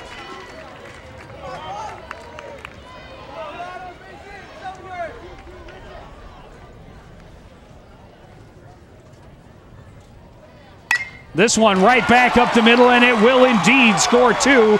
Adams will come around. This throw is going to not be cut off. Adams will slide in safely. Now the throw to first gets away. Hustling to second is Mike Lotta. Now, big base hit by Mike Lotta, scoring 2. As you mentioned, a 6-run cushion now for Coon Rapids, and the fans from Coon Rapids standing and applauding the efforts here. Matt Jaworski going to be the courtesy runner for Lotta this time. Big base hit. And now Zach Sather having a nice day at the dish. 2 for 2 with a walk and a stolen base. Now with a runner in scoring position. 2 outs here.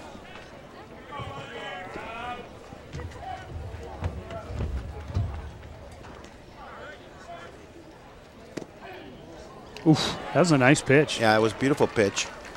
Broke right over the inside edge. Called a strike.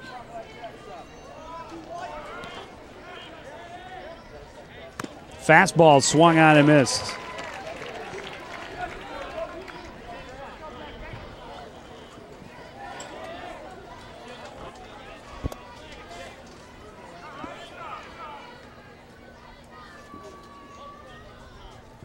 This one driven to left. There for the catch is Brummer. And the 6th inning comes to an end, but Coon Rapids adds 2 more. They lead 6-0 going to the 7th. You're watching the Minnesota State Baseball Championship on CTN.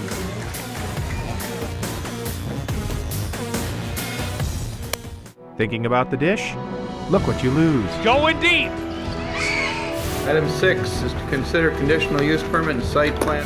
A kitchen fire the day after Christmas sent a Coon Rapids man to the hospital. It helped her overcome being so critical of herself. Congratulations, class of 2000. Our new 2000 Miss Coon Rapids. And he makes the catch. Don't be a loser. Stay informed with Community Cable.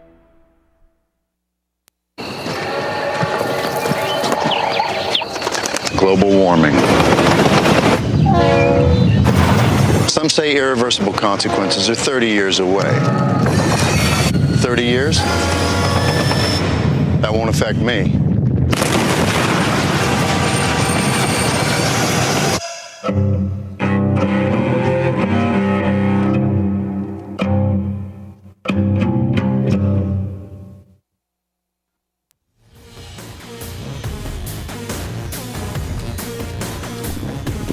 Coon Rapids fans ready to celebrate. Their team just 3 outs away from their first state championship in 3 years, or 15 years, excuse me. And this one has been all Coon Rapids. They scored a run in the first, added a couple more in the 3rd inning.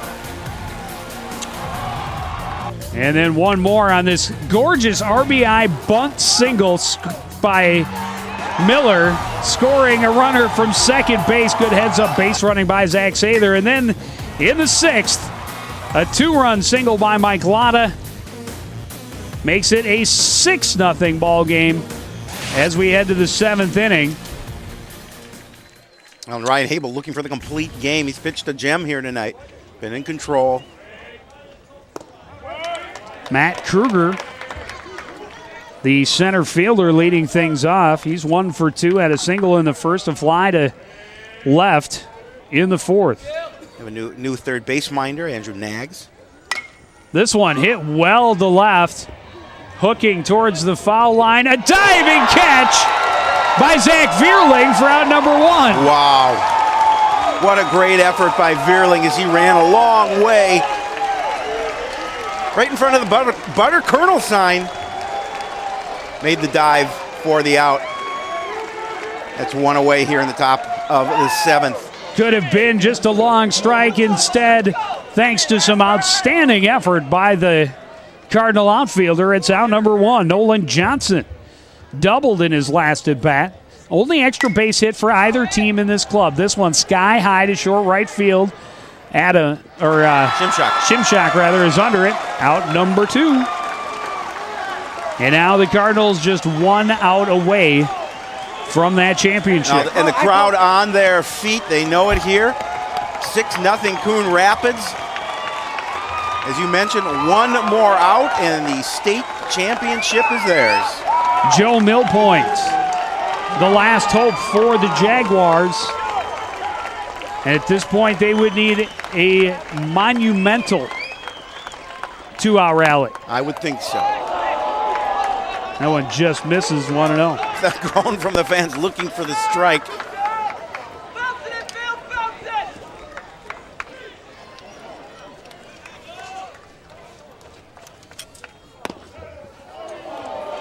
Called strike on the fastball at the knees. Oh, they called that a ball, Joe. Yeah. Oh, they did. Yeah.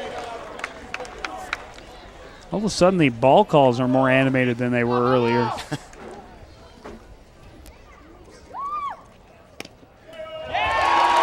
Called strike that time, 2-1.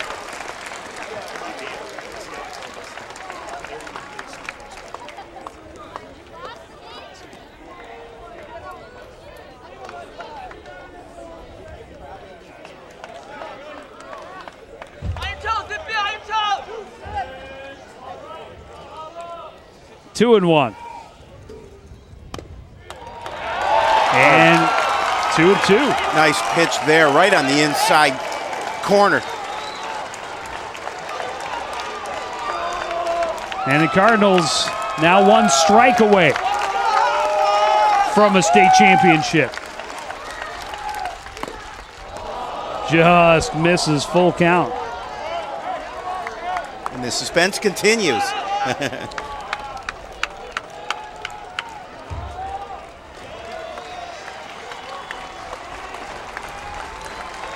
The 2-2 pitch to Millpointer.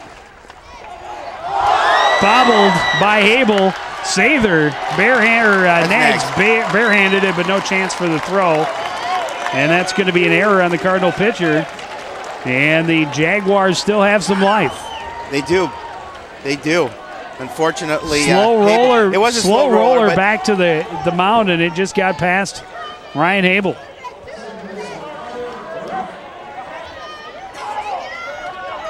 Not having Adams hold the runner on at first.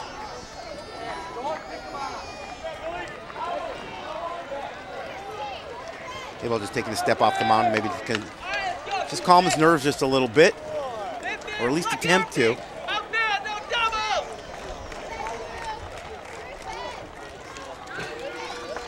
And now the second baseman, Aaron Ruff, takes a strike on the inside edge.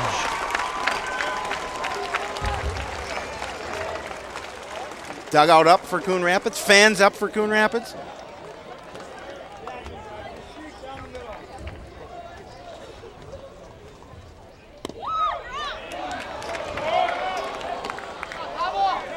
One just misses. Another groan from the crowd. Well, at this point, they want every pitch to be called a strike. They would like to start the celebration. Up high, 2-1.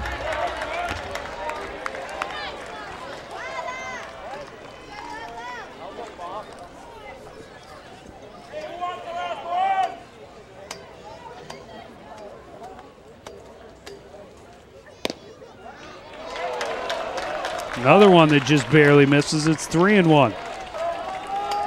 Initially, when the inning started, Joe, Zach Sather was up in the bullpen throwing.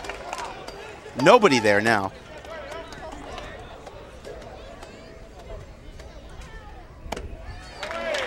And ball 4 puts runners at first and second.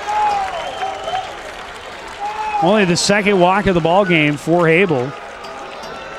A lot of Hable taking a little time at the mound, a little conference on what they want to do here. Carter Adams coming over, offering a little bit of help there as well. Now the DH, Andrew Rinda.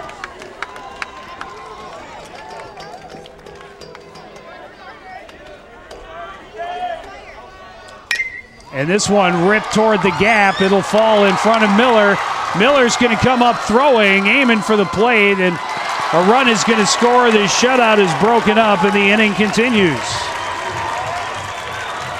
Oh, nice piece of hitting there, keeping Jefferson alive with their first run of the ball game here in the top of the 7th.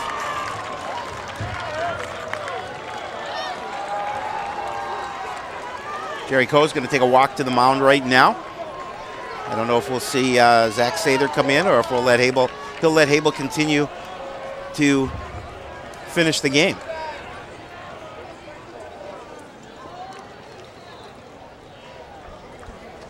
The entire infield gathers on the hill. Looks like he's going to stay in. Yep.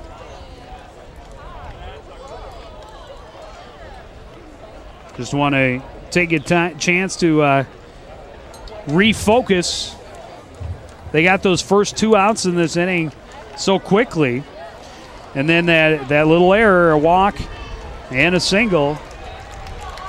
And Jefferson trying to pull off that improbable comeback with 2 outs. Right fielder Paul Holgren hoping to continue it.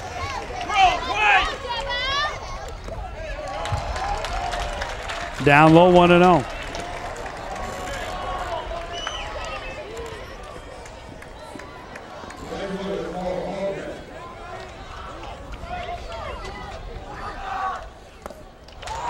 And another pitch, low, 2-0. Bullpen still quiet for Coon Rapids.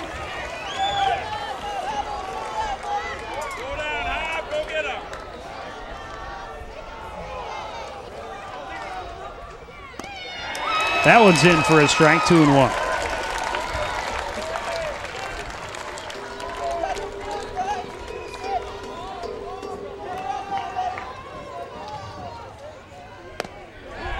And another called strike, 2-2. And once again, Hable is a strike away from completing the complete game and getting the victory in this state championship.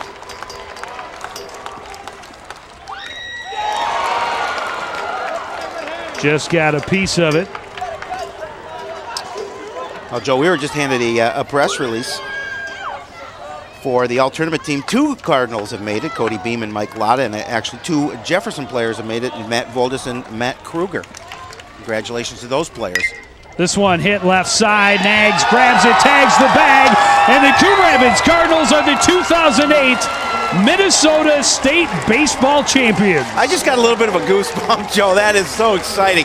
Look at that team celebrating, and they have reason to celebrate. They are the state champions of baseball 2008. Coon Rapids Cardinals, they are your champs. And what a way to finish the season. Game was played in a time of 1 hour and 34 minutes. And that is what a wonderful, wonderful scene right there. Those young men certainly deserve it. They've had a nice season, started off slow, but they have been one of the hotter teams in the state of Minnesota, and now they are the #1 team in the state of Minnesota. Yeah, we talked about it with head coach Jerry Coe after their quarterfinal victory yesterday about the fact that they were ranked 38th at the start of the tournament play, but here they are, top of the hill. And what a great feeling, and you know, congratulations go out to everybody, the coaching staff on down, all the parents who have put in countless hours with these kids, and it couldn't be better. Couldn't happen to a better group of people. Yeah, we will take a short break and be back with the presentation of the state champion trophies right after this. I am stuffed. After that meal, I have got to pass gas. Powder room's right there. No! Daddy's gas can kill us all! That's right. Toxic clouds like the one I'm about to unleash could make everyone deathly ill. Even that baby of yours. Be right back. Secondhand smoke contains hydrogen cyanide and other deadly gases. What a guy. He is a keeper. Don't pass gas. Take it outside. Hello, everyone, and welcome to Sports Night. I'm Joe Young. And I'm Howie Shapiro. Welcome, everybody. It's your ticket behind the scenes of Coon Rapids sports. Joe Young and Howie Shapiro here to tell you that CTS, they continue on in their schedule. Sports night! Sports night! Sports night! Sports night. Sports night. Sports night. Sports night! Sports night. Sports night! Sports night. Sports night. Sports night. Sports night. Sports night is next.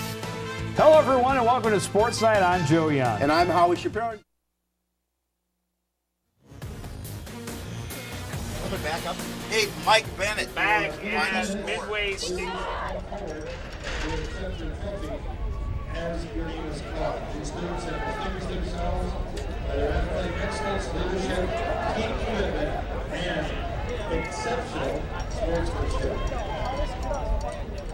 From Rosemont, 6-9 in the tournament, infield outfielder Troy Hepburn.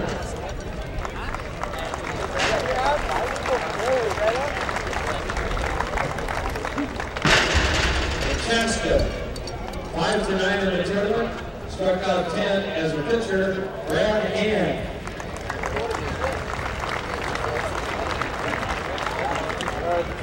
Catcher for Coon Rapids. From Chaska, Chris. 4 runs batted in.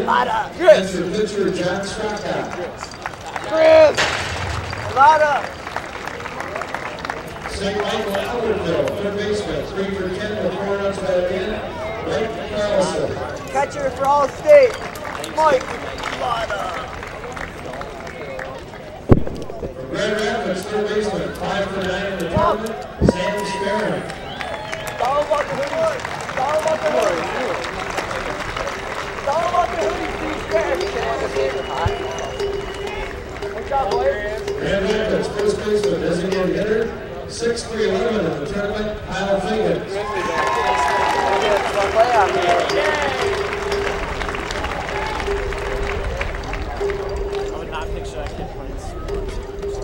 Moving to Jefferson, pitcher shortstop. As a pitcher, a win and a save, no drugs and innings pitched. Matt Holmes.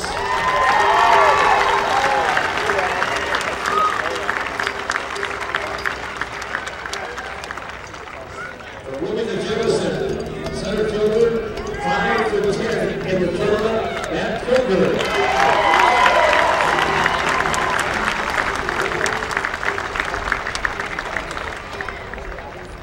Coon Rapids, pitcher, designated hitter, 6 for 10 in the tournament. Leading for the Seahawks, 4 runs batted in, Cody Dean.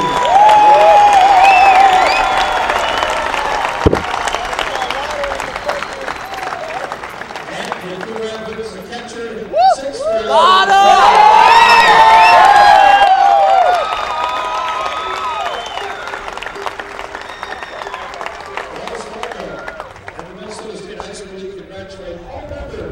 Of the 2008 class 3A All Tournament team. What a nice hand, Coach Man, for these good stars.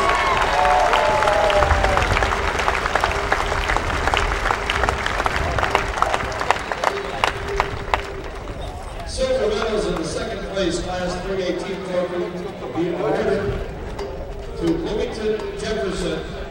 Again, please step forward as your name is announced to receive your medals. Number 1, Joe Dirtfinger.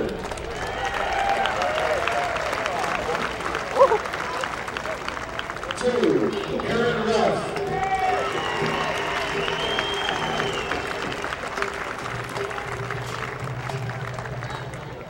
Three, Paul Holmgren.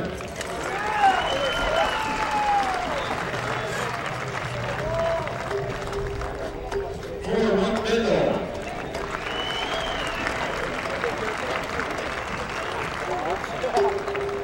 Five, Ryan Griffin.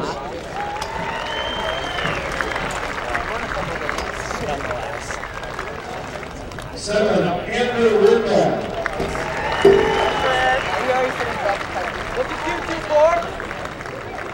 8, Mike Bremer.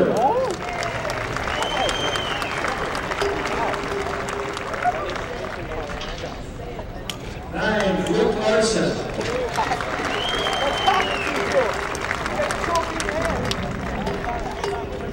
10, Jason Hall.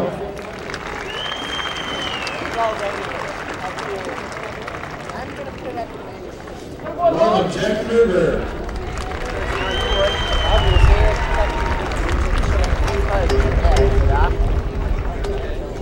12, John Owl.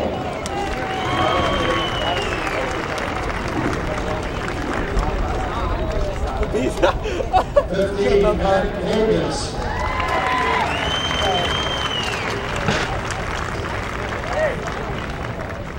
17, AJ Cyril.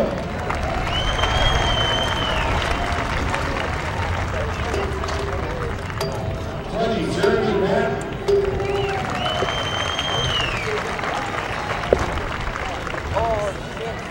21, Will Ford.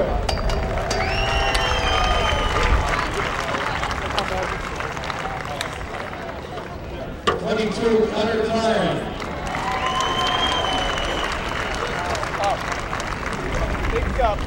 23, Matt Kruger.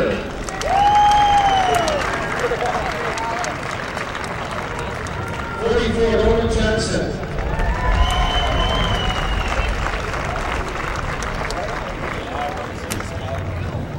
2 managers, Victor Wayne.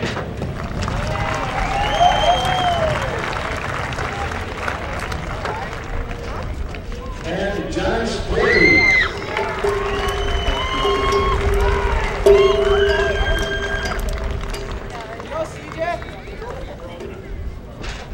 Assistant coaches, John Anderson.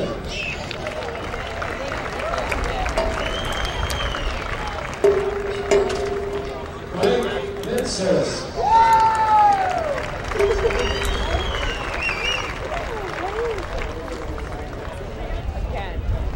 Head coach, Jim Gates.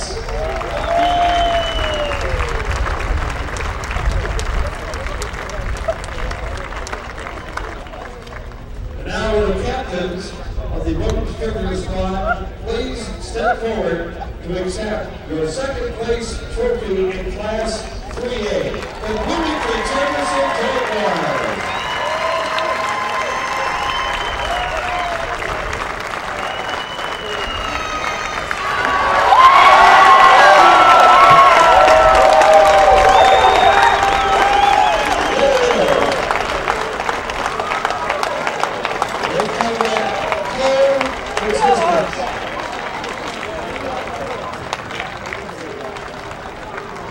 Congratulations for Bloomington Jefferson, and our thanks to the Bloomington Jefferson fans for your excellent attendance and enthusiasm during the state tournament. Gold medals and the championship class 3A team trophy will be awarded to Coon Rapids. Again, please accept your medal. Step forward as your game is called. Number 2, Edward Names.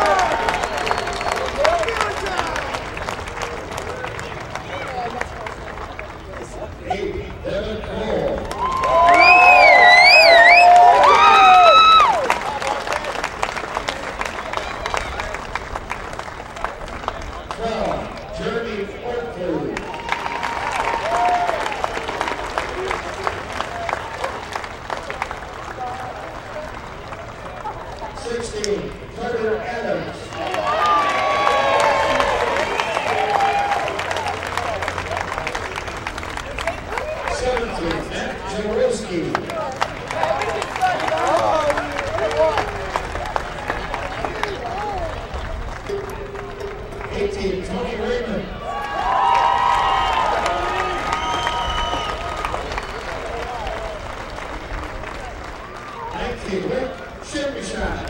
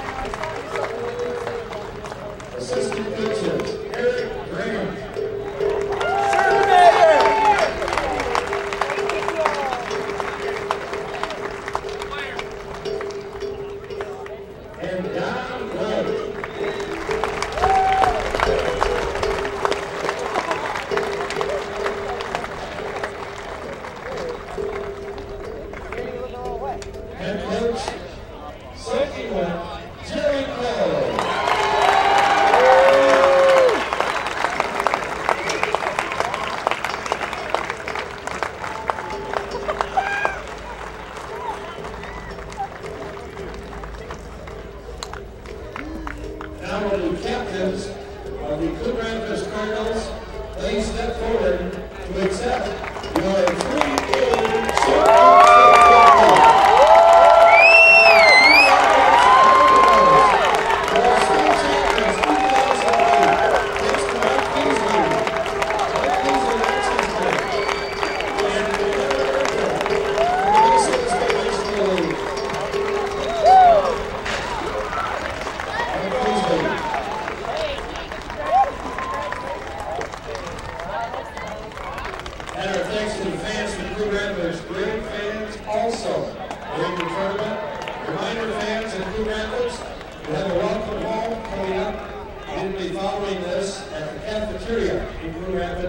at the cafeteria. Going to Jefferson, your welcome home will be at the Jefferson main gym on the north side. There's the main gym.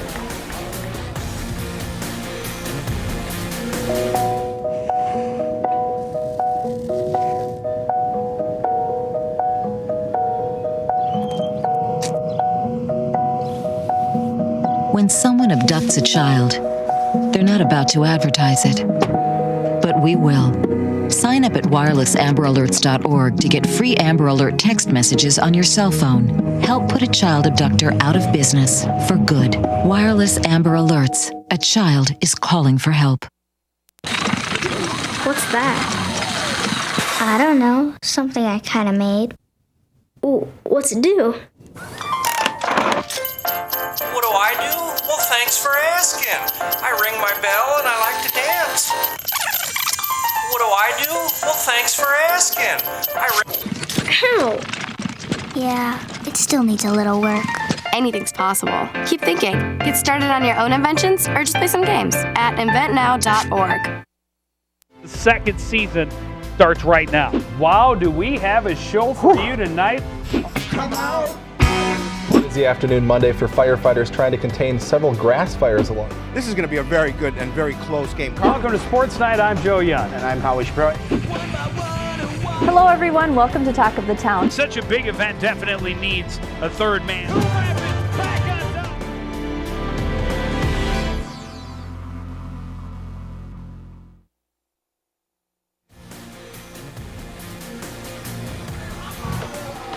Back at Midway Stadium, the Coon Rapids Cardinals with a 6-1 victory in the state championship, defeating the Jefferson Jaguars, claim their first state championship in 15 years.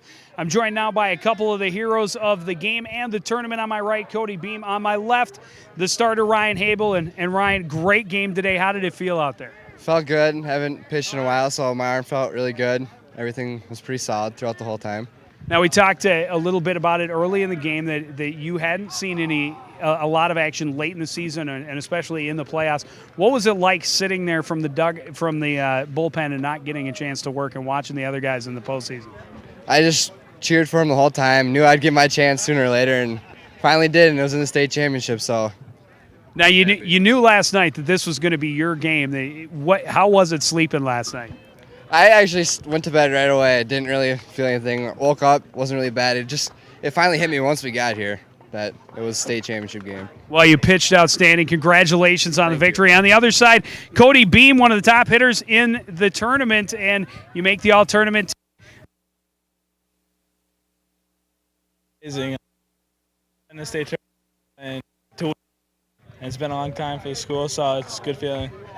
Now, describe what it was like last night. Of course, we've done 2 of the 3 games. We do the one in the middle against Grand Rapids, the only one you trailed in during this tournament. What was it like kind of when you were behind 4-1 getting late into the innings?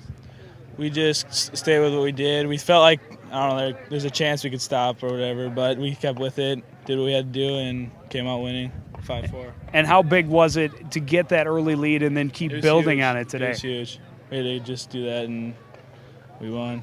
Everything's good. Was it a little bit easier for you to watch that 7th inning from the sidelines? Yeah, a lot easier. Yeah, I didn't want to be the one screwed up or make an error. All right, well, congratulations. A fantastic game, a fantastic season, a fantastic story. The Cardinals from 1-5 to state champion with more stadium after.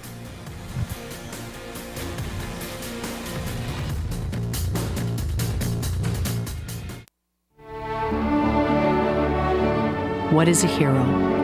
Are heroes born, or are they made? In after-school programs, your kids will uncover hidden strengths, discover they have the power to change their future, and find the hero inside themselves. Let us know you on after-school programs in your area. Call 1-800-USA-LEARN. After-school programs, helping kids find the hero within.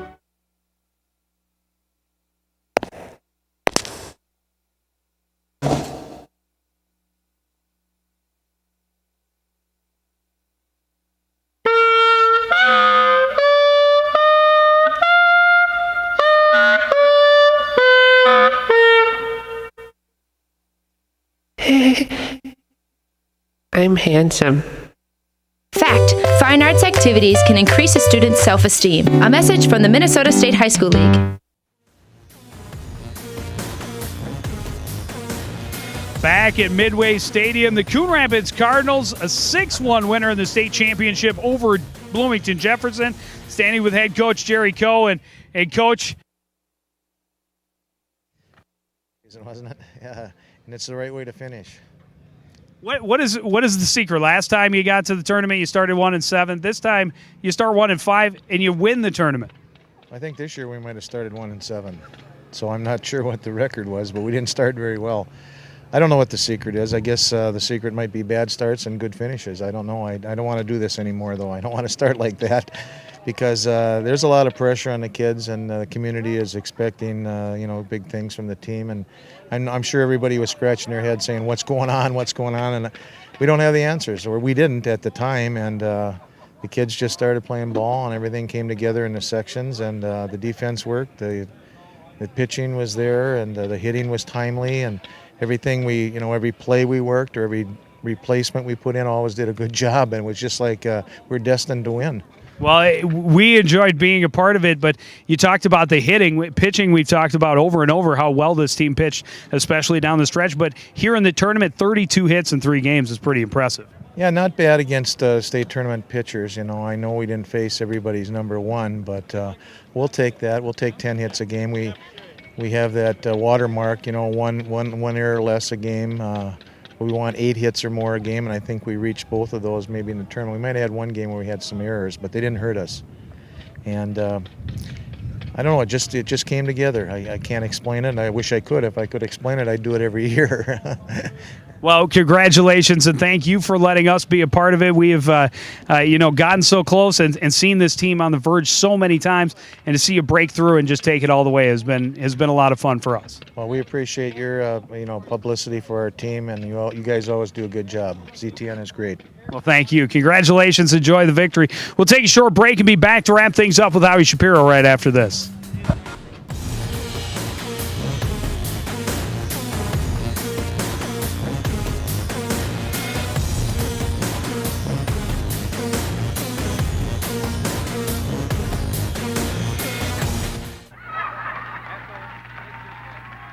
Hey there. Hi! I haven't seen you before. Yeah, I just moved here. I'm new. Wanna hang out or something? 'Cause I have a feeling we're gonna be best friends. Things can get pretty ugly when you're bored. In an after-school program, you can find something way better to do.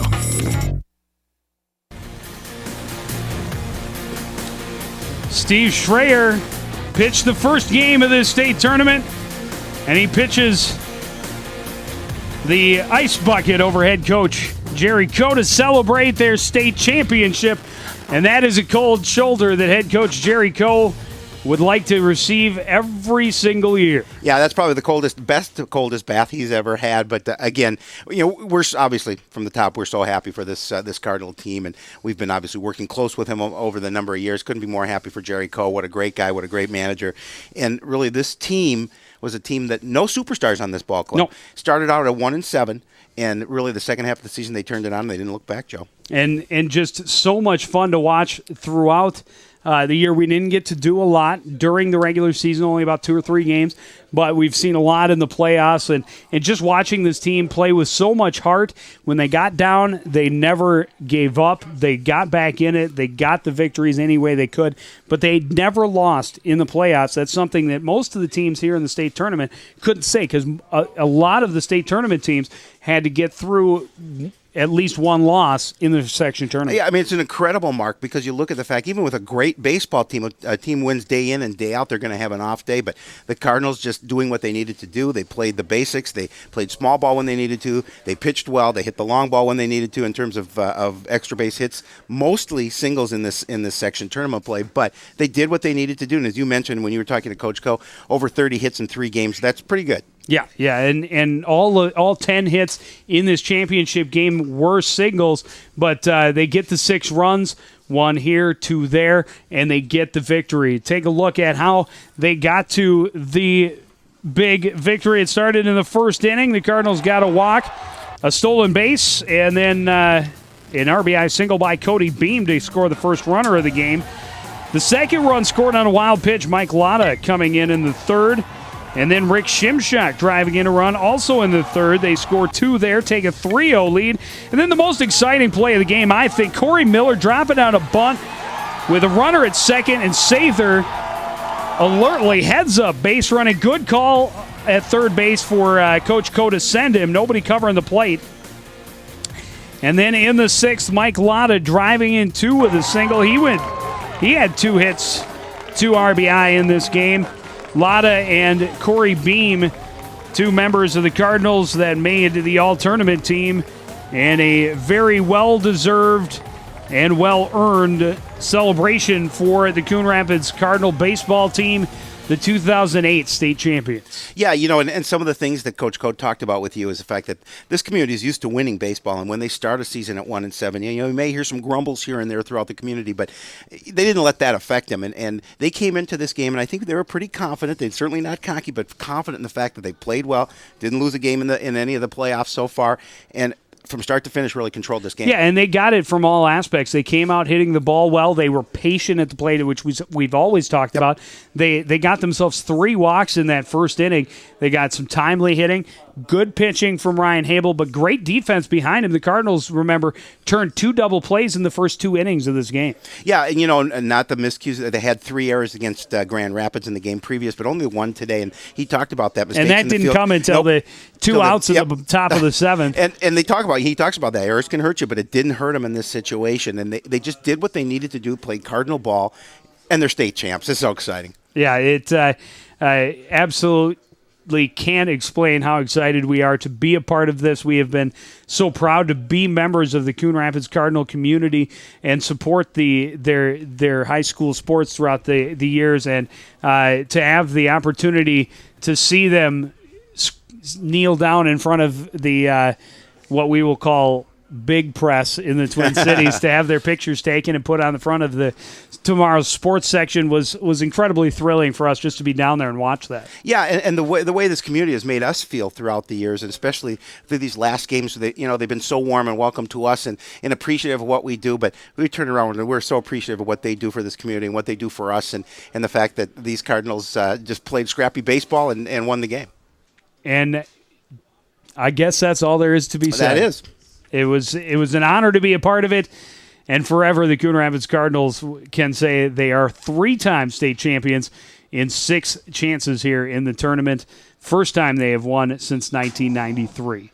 Again, the final score from Midway in the 2008 Minnesota State Baseball Championship. It's Coon Rapids 6, Jefferson 1. I want to thank everybody out there for joining us and continuing to support everything we do here at CTN. For the entire crew, including the incomparable Howie Shapiro, I'm Joe Young, saying goodnight.